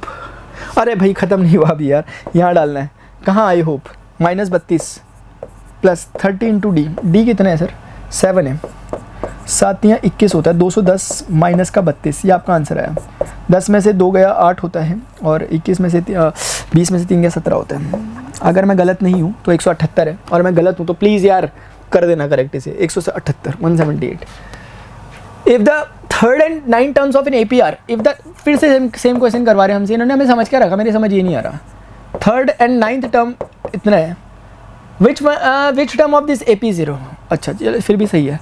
मान लिया nth टर्म जो AP का है वो 0 है, ऐसे। उसने बोला कौन सा? हमने कहा मान लिया nth। मैथ्स मानने का खेल है ना, जैसे आप मान लो कि मैं सबसे अच्छा पढ़ा रहा नहीं पढ़ा रहा वो दूसरी बात है, मान लेने में कुछ है। ओफ, चलो आ जाओ, मेरा वो भी आने वाला है, एक प्रोडक्ट आने वाला है, मैं क्लास छोड़ के जाऊँगा क्या लेने के लिए? मैं इस दुविधा में हूँ। विच टर्म ऑफ दिस AP 0? अच्छा सर, पहले सर इसको कर लें आप, बात की बातें बाद में करते रहना, लेकिन उन सबसे पहले सर आप एक बार ना माइक चेक करके आ जाओ और वीडियो देख के आ जाओ अपनी। हमें आपकी आवाज़ें नहीं आ रही। हेलो बच्चों, हेलो, यस इट्स गुड। देखो चलो, बोले कि हमें बोलेगा थर्ड टर्म, थर्ड का मतलब ये A3, a + 3 - 1 × d। तो हम बोलेंगे थर्ड टर्म निकालना है सर, तो a + 3 में से 1 गया 2d हो जाएगा सर, और थर्ड टर्म हमें 4 दे रखा था, तो ये a + 2d हो जाएगा ना सर? जी इतना ही हो जाएगा, ये 1 कर दो इसे। आ जाओ क्वेश्चन नंबर 2 पे। 9 = 8 है, 9 a + 9 - 1 × d = 8, a + 8d = 8। इस तरीके से ये सेकंड भी हो गया। ठीक है, अपने को क्या करना है?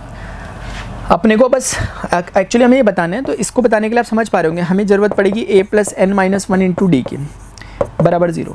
तो हमें n बताना है एक्चुअली, तो a और d तो पता होनी चाहिए ना, तो यहाँ से निकलेंगे। ठीक है बच्चे, समझ गए? सेकंड में से 1 को घटा देंगे हम, ठीक है।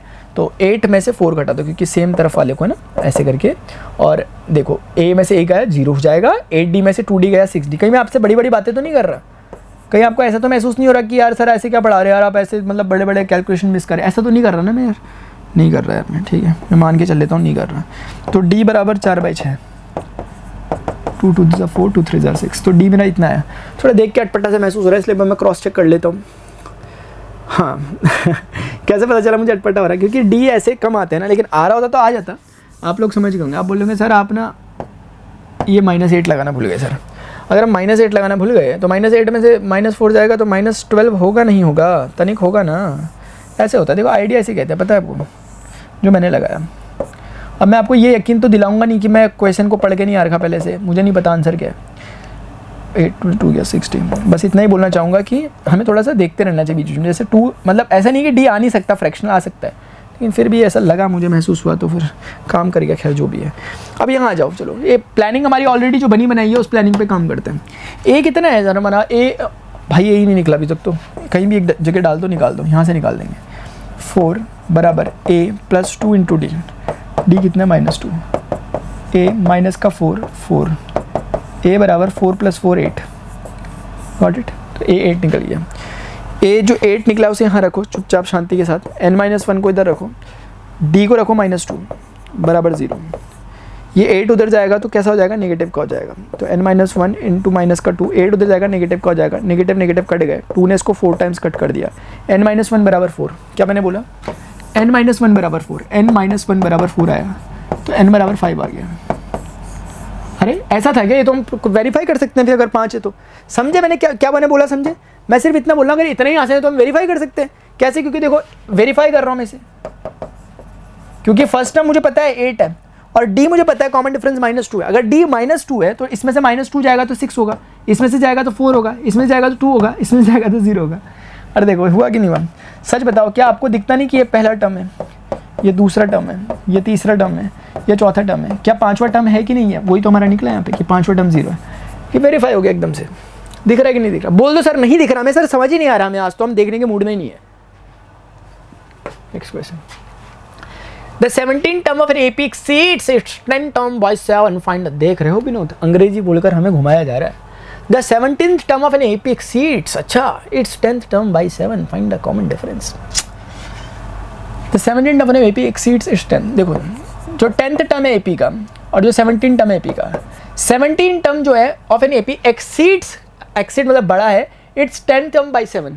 यानी ये 10th टर्म जो है इस एपी का उससे 7 बड़ा है, 7 टाइम्स नहीं है, 7 बड़ा, एक्सीड। तो 17th term is 7 exceeds by 10th term of an AP, ये मतलब है उसका। क्या गलत बोल रहा हूँ? जो 17th टर्म है वो जो भी, जैसे 10वां टर्म एक बार के लिए 10 मान लो ऐसे ही मान लो, तो कुल मिलाकर के 17वां टर्म एक बार के लिए 17 मान लो। तो अगर ये 17 है और ये 10 है तो ये कितना बड़ा है इस वाले से, तो इसमें अगर 7 जोड़ोगे तो ये बड़ा है। इस तरीके का लगभग कुछ बोलना चाह रहे हैं, मोटा मोटा आप समझ गए होंगे। अभी मैं आपको जब आंसर आ जाएगा ना तो आपको दिखा भी दूंगा कि ये बोलना चाह रहे थे, क्योंकि हम रिवर्स लर्निंग कर लेंगे उसमें। बट आ जाओ उधर, फिलहाल तो इन्होंने जो बोला हमने वही लिख लिया यार, हम ऐसे ही हैं बेचारे शरीफ से। फाइंड द कॉमन डिफरेंस, खत्म, इतना ही। अरे भाई क्या मजाक कर रहे हो, चलो कोई बात नहीं। an बराबर a + n-1 × d, ये तो जैसे हमें पता ही नहीं, ऐसा लग रहा है कि इनको ये गलत फहमी हो गई कि हम जानते नहीं इस फॉर्मूले को, हम रट के आ रहे हैं, ऐसा महसूस हो रहा है इन लोगों को। तो भाई साहब अगर यहाँ पे 10 लिखना है तो ये a + 10-1 नहीं हो पाएगा क्या? अगर भाई साहब यहाँ पे 17 लिखना है तो क्या ये a + 17-1 नहीं हो पाएगा क्या? हो जाएगा सर। तो कुल मिला के a 10 के प्लेस पे आप बोलो a + 9d + 7, बन लिया अपना पैगंबर, तर लिया तू 7 समंदर, फिर भी सूखा मन के अंदर क्यों रह गया। ये n बराबर 10 डाल के और ये n बराबर 17 डाल के निकाला मैंने, क्योंकि मुझे चाहिए रिक। अच्छा एक सिंपल ट्रिक भी होती है, मतलब जैसे 17 टर्म बोला जा रहा है ना तो a + 16d होगा, आपको बोला जा रहा है 50th टर्म तो a + 49d होगा, ठीक है। हाँ मैं देख पा रहा हूँ अपने आप को, मैं देख पा रहा हूँ। रे कबीरा मान जा जा, तुझको पुकारे तेरी परछाइयाँ, रे कबीरा। हाँ मन मन के सुनता जाए, सुनता नहीं मन वालों की, बाद में गाएंगे, पहले क्वेश्चन पे डिस्कशन कर लें। कॉमन डिफरेंस बोला था वो हमने निकाल दिया। अगर हम इसे बोलते थे गलती से फर्स्ट टर्म निकाल दो, शायद हम नहीं निकाल पाते, मेरे बस का ही नहीं है भाई फर्स्ट टर्म निकालना, मैं नहीं निकाल सकता। इतना ही है, उतने में खुश रहो। हाँ यार ठीक है, तो बस यही था कॉमन डिफरेंस, वही इन्फॉर्मेशन निकाली जा सकती है एक इन्फॉर्मेशन से। विच टर्म ऑफ द AP 315 से आप समझ तो गए थे ना क्वेश्चन का एसेंस क्या है, कि भाई जो 17वें नंबर का टर्म है वो 10वें नंबर का टर्म जो भी होगा, एक बार के समझ लो 10वें नंबर के टर्म की वैल्यू 2 है तो 17वें नंबर की वैल्यू 9 होगी, फिर 7 ज़्यादा होगी उससे। मैं नहीं कह रहा, क्वेश्चन कह रहा था। Which term of the AP will be 132 more than it's, ओ भाई साहब फिर से हमें अंग्रेजी बोल के घुमाया जा रहा है। तो कुल मिलाकर के 3 है, 15 है, 27 है और उसके बाद 39 है। और ये भाई साहब ये चलते ही गए यार, इतने कितने खतरनाक से लोग हैं। बोल भाई विच टर्म ऑफ द एपी, मैंने कहा भाई ले nth term of an AP है। हमने कहा हमसे ना पूछो कि कौन सा टर्म, हम nth बोल देंगे उसे। nth term of AP is 132 more then है, यानी कि कुल मिला के जो nth टर्म ऑफ एपी है ये 154 ये 54th टर्म से 132 मोर है। ले भाई लो, अब मुझे बताओ क्या मैंने गलत कहा कुछ? बोल रहे थे कि कौन सा वाला टर्म जो है 54th टर्म से 132 ज़्यादा होगा। मैंने कहा nth टर्म जो है 54 टर्म से 132 ज़्यादा वाला है भाई, ले लो। हाँ यार, विच term of the AP is an बराबर, थोड़ी देर पहले चूहे कूद रहे थे पेट में, बेचारे सो गए अब वो भी। देखो चलो an बराबर भाई साहब, an बराबर क्या होगा, क्या है क्या नहीं है, क्या है। अच्छा फर्स्ट टर्म हमारे पास a बराबर 3 है और d बराबर हम निकाल सकते हैं 15 - 3 है। आई होप आप समझ पा रहे होंगे, ठीक है। an कैसे निकालोगे सर, a + n - 1 × d, और ये कैसे निकालोगे सर, a + n। सर इस बार ना n 54 है और आप को मैं ऐसे लिख दूंगा, आप नाराज़ तो नहीं होगे कि सर आपने ऐसे कैसे लिख दिया, ऐसा तो नहीं बोलोगे, प्लीज़ ऐसा मत बोलना, क्योंकि an बराबर a + n - 1 × d होता है। अगर n 54 रख दोगे तो ऐसा हो जाएगा ना। हाँ सर समझे हम आपकी बात को थोड़ा बहुत। n - 1 × d बराबर 53 × d प्लस का 132। भाई इससे पहले कि मैं फंस जाऊँ, नहीं फंस रहा मैं, यस बच गया मैं फिर से, क्योंकि d मुझे दे रखा, अभी मैं फंस गया था। 53 × d, अच्छा ये समझ में तो नहीं आया किसी को? इसको इधर लाया हूँ मैं तो d दोनों में था तो d कॉमन निकाल लिया मैंने, ये बचा, इधर आया था तो माइनस हो गया। सर यार आप भी ना छोटी छोटी बातों में थोड़ा फंसेंगे, छोटी छोटी बातों में मुंह थोड़ा ना फुला देंगे हम। एक गाना चला हुआ ना ऐसे करके, n - 54 × d बराबर 132। आँखों से छू लूं के d कितने हैं, 12। वो तो थैंक गॉड मैंने बचपन में टेबल पढ़े थे, वरना मैं सोचता क्या हो गया यहाँ पे एकदम से। अभी ये क्या हो गया, हो अरे ये तो जादू पे जादू है जा रहा, ऐसा भी होता है क्या, आज पता चला। n - 54 जादू जादू आज इधर 12 एकम 12, एक बचा 12 एकम 12। हाँ ठीक है सर, n - 54 बराबर 11 हो गया, तो n बराबर हो गया 54 + 11। गॉट इट और नॉट? n बराबर 64, मतलब क्या, मतलब ये सर कि वो 65वें नंबर का टर्म है जो 54वें नंबर के टर्म से 132 ज़्यादा है, ये मतलब निकल के आप समझे मेरी बात को मैं क्या चाहता हूँ। क्योंकि ऐसे ऐसे करके आप चलते रहोगे ना, कहीं पे 65वें नंबर का टर्म आएगा वो कुछ होगा, मतलब 54वें नंबर का टर्म आएगा कुछ होगा, और 65वें नंबर का टर्म आएगा वो भी कुछ होगा, 65th नंबर का 54वें नंबर का टर्म जो होगा ये भी कुछ होगा, ठीक है। इन दोनों के बीच में 132 का डिफरेंस होगा, मतलब ऐसे ही मैं रफली कह रहा हूँ एक बारी के लिए, वैसे जो मैं बोल रहा हूँ एक बारी के लिए सोच लो कि ये 200 है एक बारी के लिए, तो फिर ये 332 होगा, ऐसा मतलब ऐसे ही कह रहा हूँ मैं, ठीक है, समझ गया बात को। ले भाई क्वेश्चन भी कर रहा है, आंसर चेक कर ले, मैं चीटिंग कर ले फटाफट से।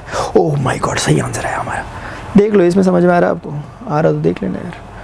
2 APs have the same common difference, the difference between their 100 term is 100। देखो चलो सर आप 100 की क्यों बढ़ा रहे हैं, क्योंकि सवाल ही ऐसे सोने वाले यार। 2 APs have the same common difference, 2 APs have the, अच्छा 2 AP है डिफरेंस कॉमन, अच्छा बताओ अगर 2 AP में कॉमन डिफरेंस सेम है तो उन्हें 2 AP क्यों कहा जा रहा होगा, बताता हूँ। जैसे एक AP है 2 4 6 8 10, एक AP है 6 8 10 12 14, क्या दोनों AP अलग अलग हैं? अलग अलग है सर, ये फ़र्क कितना है कि दोनों के डी तो दोनों के 2 हैं, लेकिन फ़र्क इतना है कि इसका A 2 है और इसका A 6 है, इसके कारण हम इसे डिफरेंट AP कह रहे हैं, अदरवाइज ये दोनों एक ही AP हो जाती है अगर A भी सेम हो जाते हैं। तो किसी 2 AP के अगर D सेम है तो वो 2 क्यों कह रहे हैं उन्हें, क्योंकि इनके A अलग अलग होंगे। मेरी बात नहीं समझे वो लोग, समझ गए क्या? अच्छा तो if 2 APs have same common difference, the difference between their 100th term is 100, यानी कि जो पहली वाली AP होगी उसका 100th टर्म ऐसा होगा और दूसरी वाली के 100th टर्म को मैं ऐसा बोल देता हूँ, क्योंकि मैं ऐसा मान ले रहा हूँ कि एक AP मेरे पास ऐसी है A1 A2 A3 A4 type की, इस टाइप की, और दूसरी AP को मैं मान ले रहा हूँ A1 A2 A3 A4 type की। ऑल्दो इनमें कॉमन डिफरेंस दोनों का D ही है, लेकिन फर्स्ट टर्म का डिफरेंस, फर्स्ट टर्म अलग है जिसके कारण बाकी टर्म्स भी अलग अलग होते रहेंगे, मतलब है ना, फर्स्ट टर्म ही अलग है तो फिर तो इसीलिए मैं एक को ए से, तो इनके जो 100 टर्म है, इसका 100 टर्म कुछ होगा, इसका भी कुछ होगा, उसका जो डिफरेंस है, मैं नहीं कह रहा भाई, क्वेश्चन कह रहा कि वो 100 है। The difference between their 100th term is 100, what is the difference between their 1000th term? तो उनके 1000th नंबर के टर्म का डिफरेंस कितना होगा? अगर 1000 नंबर, देखो बहुत ईजी है, ये कितना होगा? हम क्या करते हैं, पहली इन्फॉर्मेशन को लेके आते हैं, हम बोलते हैं कि किसी इस एपी का 100 टर्म नहीं निकाल सकते आप पहली वाली एपी का। मैं बोलूँगा सर पहली वाली एपी का हो जाएगा ए प्लस 100 माइनस 1 इंटू डी, ऐसा। देखो पहली एपी है ना, तो इसे A1 बोल दो, इसे D1 बोल दो, एक बार के लिए समझाने के लिए जानबूझ के कर रहा हूँ। ये दूसरी एपी है ना, वैसे तो मैंने ऐसा लिख रखा है, लेकिन एक बार दूसरी एपी को समझाने के लिए ऐसा लिख दो। दूसरी एपी का 100 टर्म कैसा होगा? ऐसा होगा नहीं होगा, क्योंकि उसका डी कुछ A2। लेकिन चूंकि आपको पता है कि दो डिफरेंट एपी है, लेकिन इनके कॉमन डिफरेंस सेम है, यानी इनके कॉमन डिफरेंस सेम है, यानी D1 और D2 दोनों के सेम है, मतलब सेम है। इसका मतलब मुझे डिफरेंशिएट नहीं करना चाहिए उसे D1 D2 बोल के, मुझे उसे सिर्फ D1 बोलूंगा तो भी चलेगा, इसलिए मैंने जानबूझ के आपको अलग से करके दिखा। लेकिन A के साथ मैं ऐसा नहीं कह सकता, क्योंकि A पक्का अलग होंगे, क्योंकि वो दो अलग अलग एपी हैं और उनके D सेम हो गए, तो फिर अब A ही है जो उन्हें अलग कर पाएगा। तो इसलिए अब ये आपका मन कर रहा है A1 A2 कह लो, आपका मन कर रहा है स्मॉल A कैपिटल A कह लो, कुछ भी कह लो, समझना चाहिए अपने को। बस हमें समझना है पहली एपी का फर्स्ट टर्म A1 है, दूसरी एपी का फर्स्ट टर्म A2 है, बस इतना ही क्लियर है। अगर आपको तकलीफ है तो आप इसको सिंपल A लिख सकते हो, इसे बड़ा A लिख सकते हो, अगर आपको तकलीफ है, अदरवाइज नहीं। अब मैं इसलिए लिखूंगा क्योंकि अभी तक हम किसी एपी के पहले टर्म को A1 दूसरे को A2 कह रहे थे, तो कहीं वो सेंस ना है, इसलिए मैं इसको वही करूंगा जो मैं कह रहा हूँ, जो मैंने बगल में किया। इसलिए मैं इस एपी के पहले टर्म को तो A बोलूंगा स्मॉल का, लेकिन इस वाले को भी A बोलूंगा लेकिन कैपिटल का। तो समझ में आ रहा है क्लियरली? अब आप बहुत आसानी से सर काम करोगे, 100 माइनस 1 करोगे क्या? लेकिन सर आप ये समझ नहीं आ रहा। अच्छा A माइनस A, पहले तो स्मॉल A और माइनस ये कर लेते हैं, ठीक है। अब देखो 100 minus 1D 100 minus 1D same तो सेम नहीं है क्या? एग्जैक्टली माइनस कट जाए, खत्म हो गया सर, गेम ही खत्म हो गया। ये आया 100, ये फिलहाल ये निकली इन्फॉर्मेशन। अभी now what they were asking for, ये मांग रहे इस चीज़ को। अगर 1000 टर्म चाहिए आपको उसका, तो आप बोलोगे first term plus 1000 minus 1 1000 minus 1 into D, ये हो गया आपका कौन सा टर्म? ये हो गया आपका 1000th टर्म इस एपी का। इस एपी का 1000 टर्म क्या होगा? फर्स्ट टर्म कितना है इसका? A, ये होगी, ये हमें कैलकुलेट करना है। अब आप देखो फिर से क्या ये कट नहीं गया, क्योंकि D तो सेम थे, तो अल्टीमेटली आपके पास क्या बचा? A माइनस A, और A माइनस A पहली इन्फॉर्मेशन के अकॉर्डिंग कितना है? 100, तो ये 100 निकल गया। इसका मतलब समझ में आ रहा है? इसका मतलब कहीं ना कहीं ये समझ में आ रहा है कि अब आप इस एपी के चाहे 100 पूछो या 1000 पूछो या कुछ भी पूछ लो जो मन कर रहा है आपका, कोई भी नंबर ऑफ टर्म्स का डिफरेंस हमेशा सेम ही रहेगा, जो कि इस बारी में 100 है। आपको शायद समझ नहीं आएगा, मैं एक्सप्लेन करता हूँ इसको इस एग्जांपल से। अगर आपको ये चीज़ समझ नहीं आई, इसका फील नहीं आया, तो उसे इस एग्जांपल से क्लियर करते हैं, ठीक है। आप सोचो कि इसके पहले टर्म का डिफरेंस कितना है? 4 है, दूसरे कितने? 4 है, तीसरे कितने? 4 है। हमेशा सबका ही सेम रहेगा, अब सभी का सेम रहेगा, बस वही चक्कर है। उन्होंने जानबूझ के हमें बोल दिया कि इनके 100 टर्म का हमेशा भाई, जब अगर एपी है तो वही डिफरेंस रहेगा जो उनके पहले टर्म का डिफरेंस है। पहले टर्म का ही तो डिफरेंस है जो है, वो चाहे 100 टर्म में देख लो या 100-200 टर्म में देख लो, 1000 टर्म में देख लो, जो भी देखना है देख लो। ये ऐसा ही कुछ बोलना चाह रहे होंगे, देख लो, हटाओ यार। How many 3 digit numbers are, आपको ये ना क्लास नोट्स वगैरह मिल जाएंगे, तो आपके लिए थोड़ा सॉल्यूशन लिखे, आपको मेरी राइटिंग पसंद नहीं आएगी इसलिए। How many 3 digit numbers are divisible by 7? How many 3 digit number? Sir 3 digit की शुरुआत कहाँ से होती है सर? सर 100 से होती है वैसे तो होने के लिए। खत्म कहाँ पे होते हैं सर? ये 999 पे, सबसे छोटा और सबसे बड़ा लिख दिया। लेकिन ये वाला लिखना है में जो 7 से डिवाइड होता हो, तो 7 से तो सर ये तो होता नहीं, क्योंकि 7 1 7 होता है, 3 बचता होता नहीं सर ये तो कौन होता है सर? 7 1 7, अगर एक बारी के हो गया, 3 जाएगा इसके आगे तो 105 होगा, क्योंकि 7 1 7, 3 आगे जाएगा, 7 5 हो जाए। इसके आगे कुछ नहीं करना, 7 जोड़ते हुए चलो, 112, 7 जोड़ो 119। अब कितना जोड़ोगे? मत जोड़ो। ये 7 से डिवाइड होता है क्या? नहीं होता सर। 998 को चेक करें, 7 1 7, 2 कैरी हुआ, 7 4 28, 1 कैरी हुआ, नहीं होता, ये भी नहीं होता। हाँ, कौन होगा फिर? 995 को देखते हैं एक बार। 7 1 7, 2 बचा, 7 4 28, 1 बचा, ये तो नहीं होता, एक ही बचेगा क्या हर बार? एक मिनट ना, हो क्या रहा है यार मेरे साथ? 997 को चेक कर ले, 7 1 7, 2 बचा, 7 4 28, 2 बचा, नहीं होता ये भी। 996 को देखते हैं, 7 1 7, 2 गया इसके आगे, 7 4 28, नहीं होता ये भी।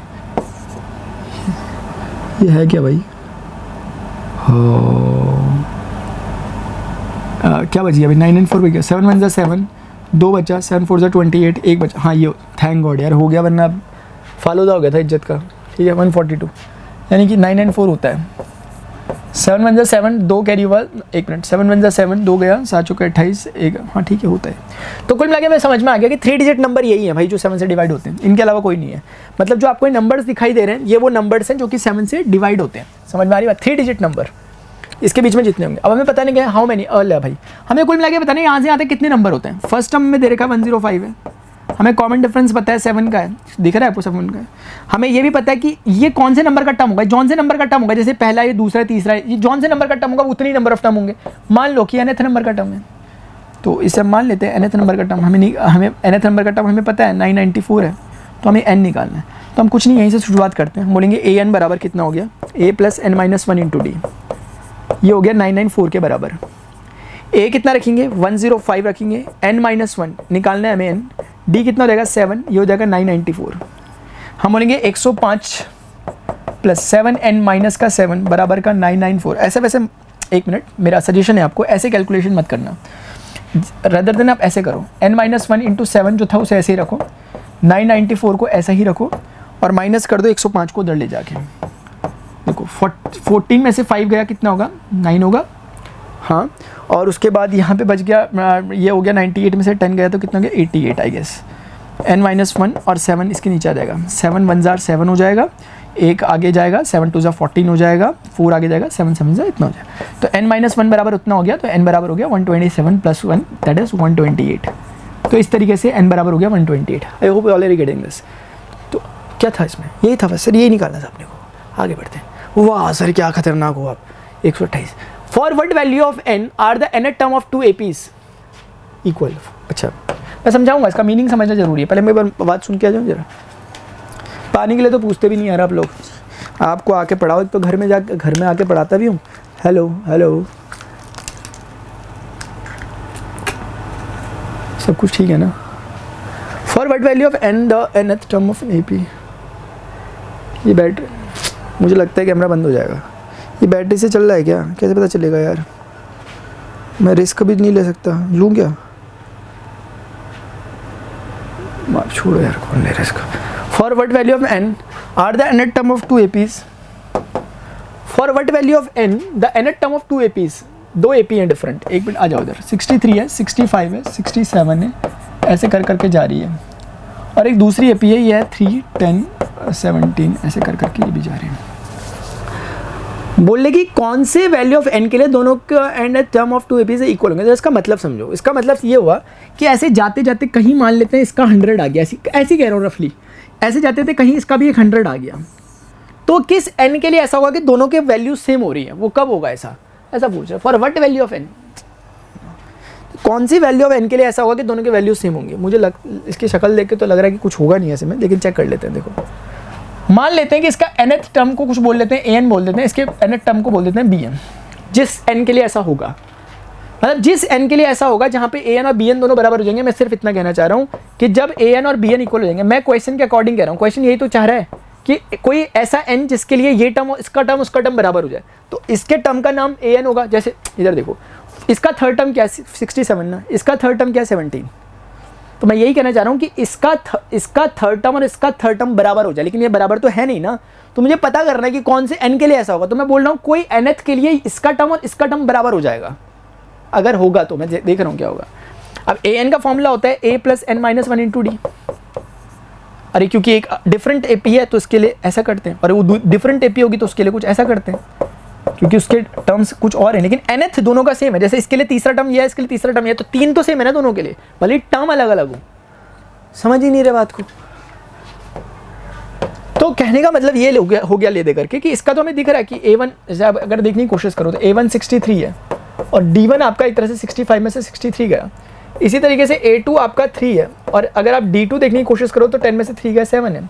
तो अब A1 को अगर आप देखोगे तो वो 63 हो जाएगा, n-1, और D1 अगर आप देखोगे गौर से तो 2 है। सिमिलरली A2 कितना है 3 है, और n-1 और D2 कितना है, D2 7 है। बस इसे थोड़ा सॉल्व कर लो, आप देखेंगे सॉल्व करके। n-1 कॉमन ले लो एक बारी के लिए। अगर आप कॉमन लोगे तो यहाँ तो 2 था n-1 के, वहाँ 7 है, तो इधर आएगा माइनस का 7 हो जाएगा। इधर क्या बचा हुआ, इधर 3 बचा हुआ, इस 63 को उधर ले जा लो, 3 बचा हुआ 63 को उधर ले जा लेते हैं। अब सॉल्व कर लेते हैं n-1 और ये हो जाएगा माइनस का 5। माइनस का 5, ये हो जाएगा माइनस का 60। वाह क्या मस्त नंबर है। नेगेटिव है, नेगेटिव को काट दिया। n-1 बराबर हो गया 5, 60 को काटेगा 12 पंजे 60, n बराबर हो गया 13। अच्छा ऐसा हो रहा है क्या, मुझे लगा था नहीं होगा यार। ये बोला 13वें टर्म दोनों के इक्वल होंगे। अब आपसे गुजारिश है, मतलब गुजारिश क्या, चेक कर लेते हैं, देखो वेरीफाई करके देख लेते हैं क्या होना क्या, कहना क्या चाहते हैं लोग। एक बार देखते हैं क्या सच में ऐसा हो रहा है, देखो दिखाते हैं आपको, ठीक है।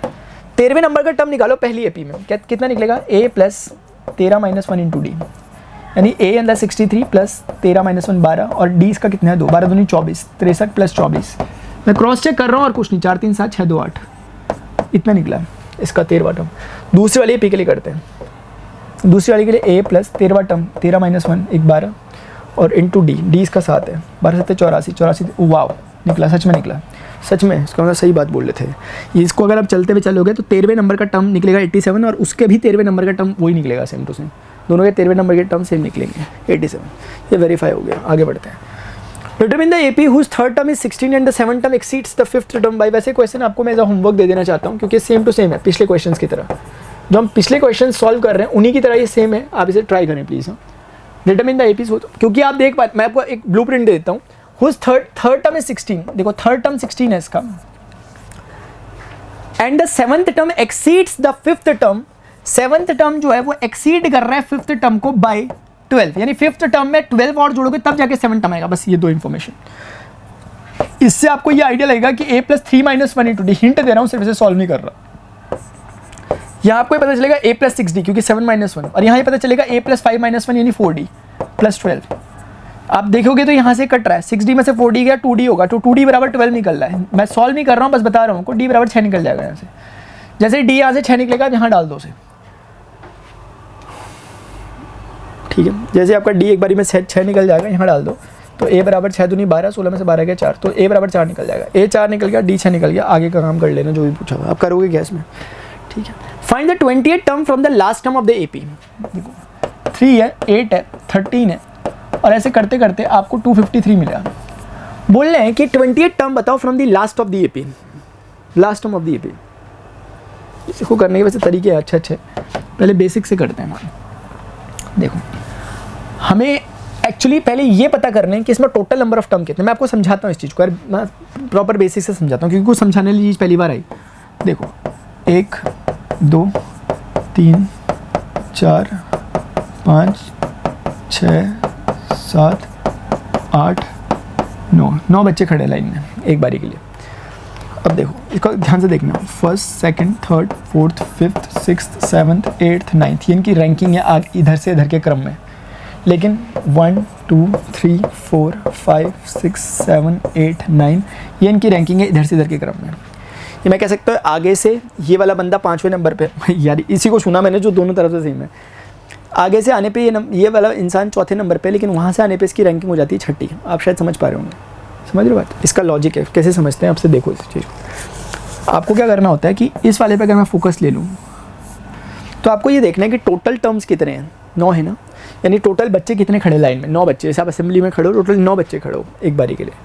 ये आगे से अगर 4थे नंबर पे, पीछे से कितना हुआ एकदम बता सकते हो आप। आपको क्या करना है, टोटल में से उसकी फॉरवर्ड वाली नंबर को घटा देना है। 9 में से 4 गया 5 होता है, लेकिन ये तो 6 है, हाँ तो 1 जोड़ देना है उसमें। अब मैं समझाता हूँ मैं कहने क्या चाह रहा हूँ। अगर आपको बैकवर्ड काउंटिंग करनी है तो उसका फॉर्मूला होता है टोटल नंबर में से आपकी फॉरवर्ड काउंटिंग को घटाकर उसमें 1 जोड़ देना। ये बैकवर्ड काउंटिंग है। मैं कहना ये चाहता हूँ कि अगर ऐसे लाइन से खड़े हो आपका नंबर एक बारी के लिए 100 बच्चों की लाइन में 13वें नंबर पे आप खड़े हो, तो पीछे से आपका नंबर कौन सा बताओ। तो उसका तरीका ये है कि सर 100 में से हम 13 को सीधे घटा के 1 जोड़ देंगे। 100 में से 13 गया, 100 में से 10 गया, 90 87 88, इस टाइप का आपका रैंकिंग आ जाएगी पीछे से। समझिए बात को। अब आप देखो जब ये बोल रहे हैं कि find the 28th term from the last term of the AP, यहाँ से आके 28th टर्म निकालना है। आप समझ गए सर कि ये बैक से चाह रहे हैं कि 28th टर्म कौन सा होगा। तो चूंकि आप समझ पा रहे हो बात को, इसलिए आप जनरल नॉलेज से कर पाओगे। आप बोलोगे बैकवर्ड टर्म निकालने के लिए हमें टोटल में से फॉरवर्ड को घटा के 1 जोड़ना होता है।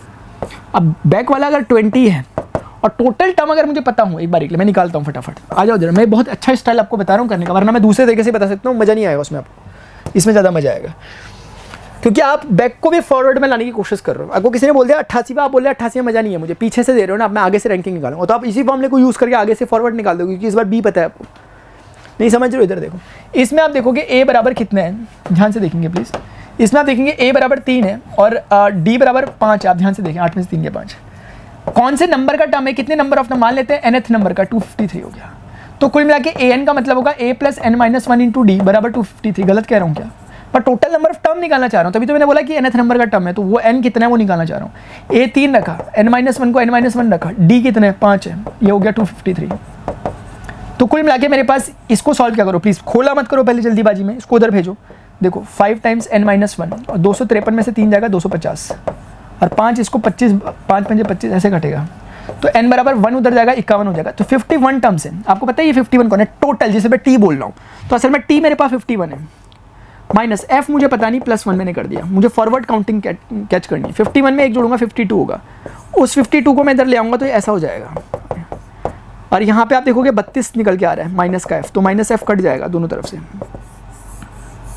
क्या मैं गलत कह रहा हूँ? बोल दो गलत कह रहा हूँ।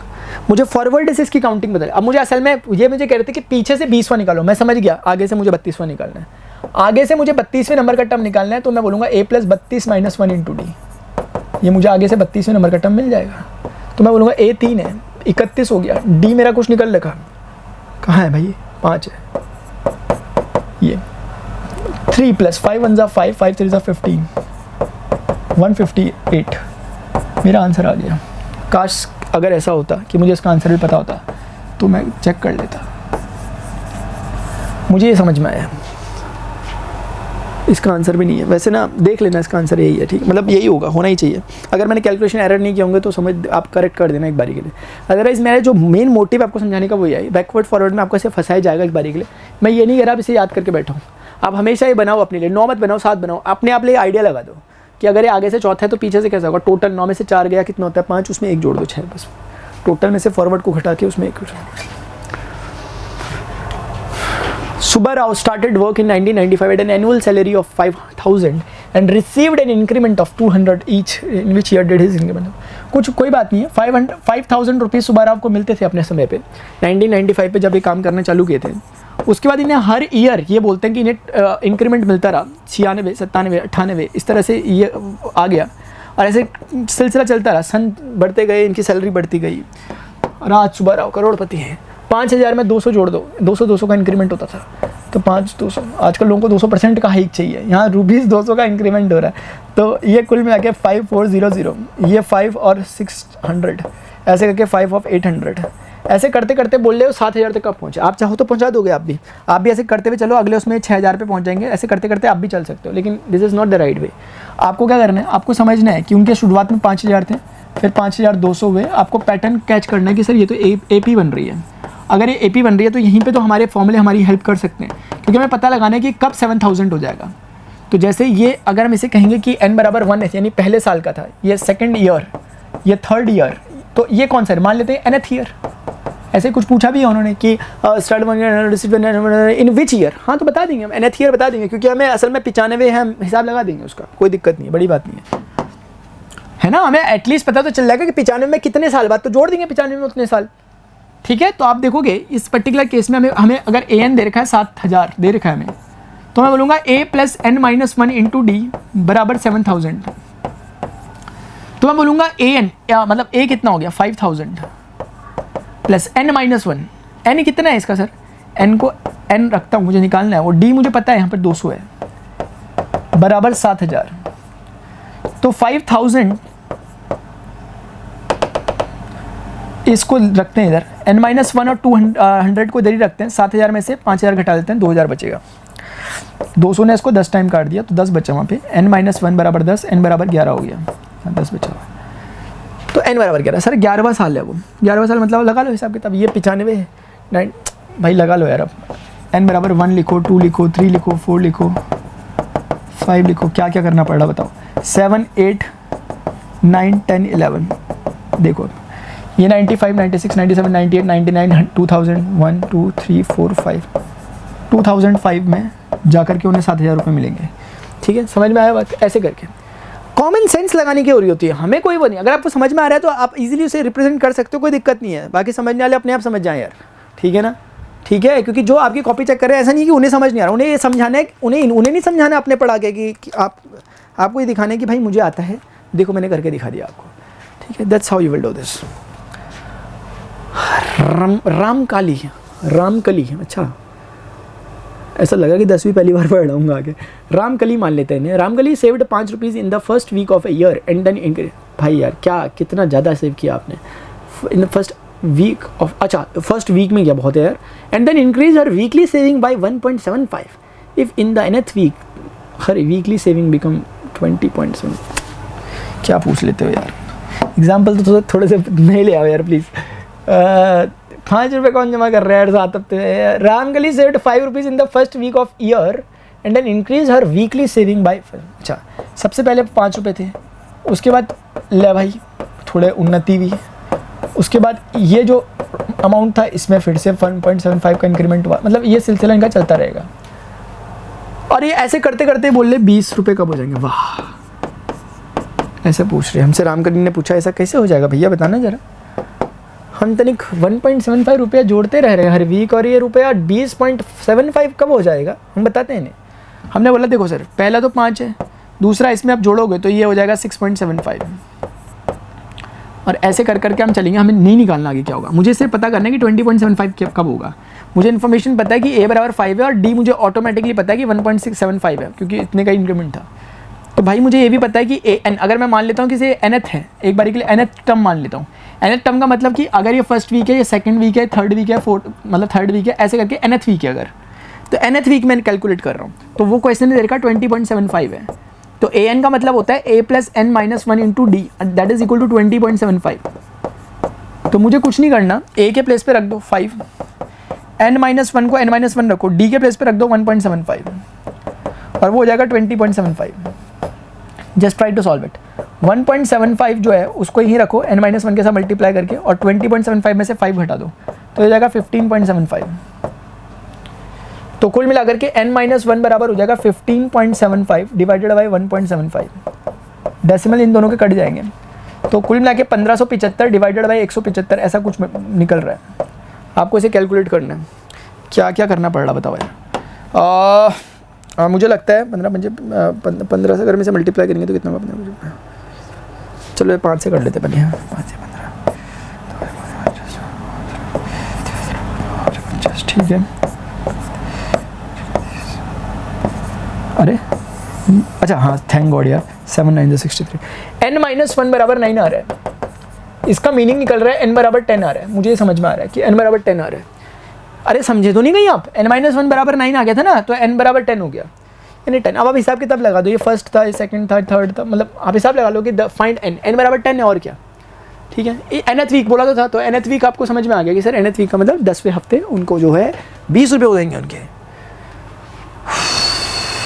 काम हो चुका है। वैसे आपको पता है मुझे ना एक्सरसाइज 5.3 वैसे करा देता मैं आपको, लेकिन मैं नहीं कराऊंगा। पता है क्या, मैं आपका फीडबैक चाहता हूँ इसमें कि आपको जितना कुछ मैंने पढ़ा है कि आपको ये समझ में आया क्या। अगर आपको ये सब कुछ समझ में आया ना तो ही मैं एक्सरसाइज 5.3 को एक बार करवाता हूँ।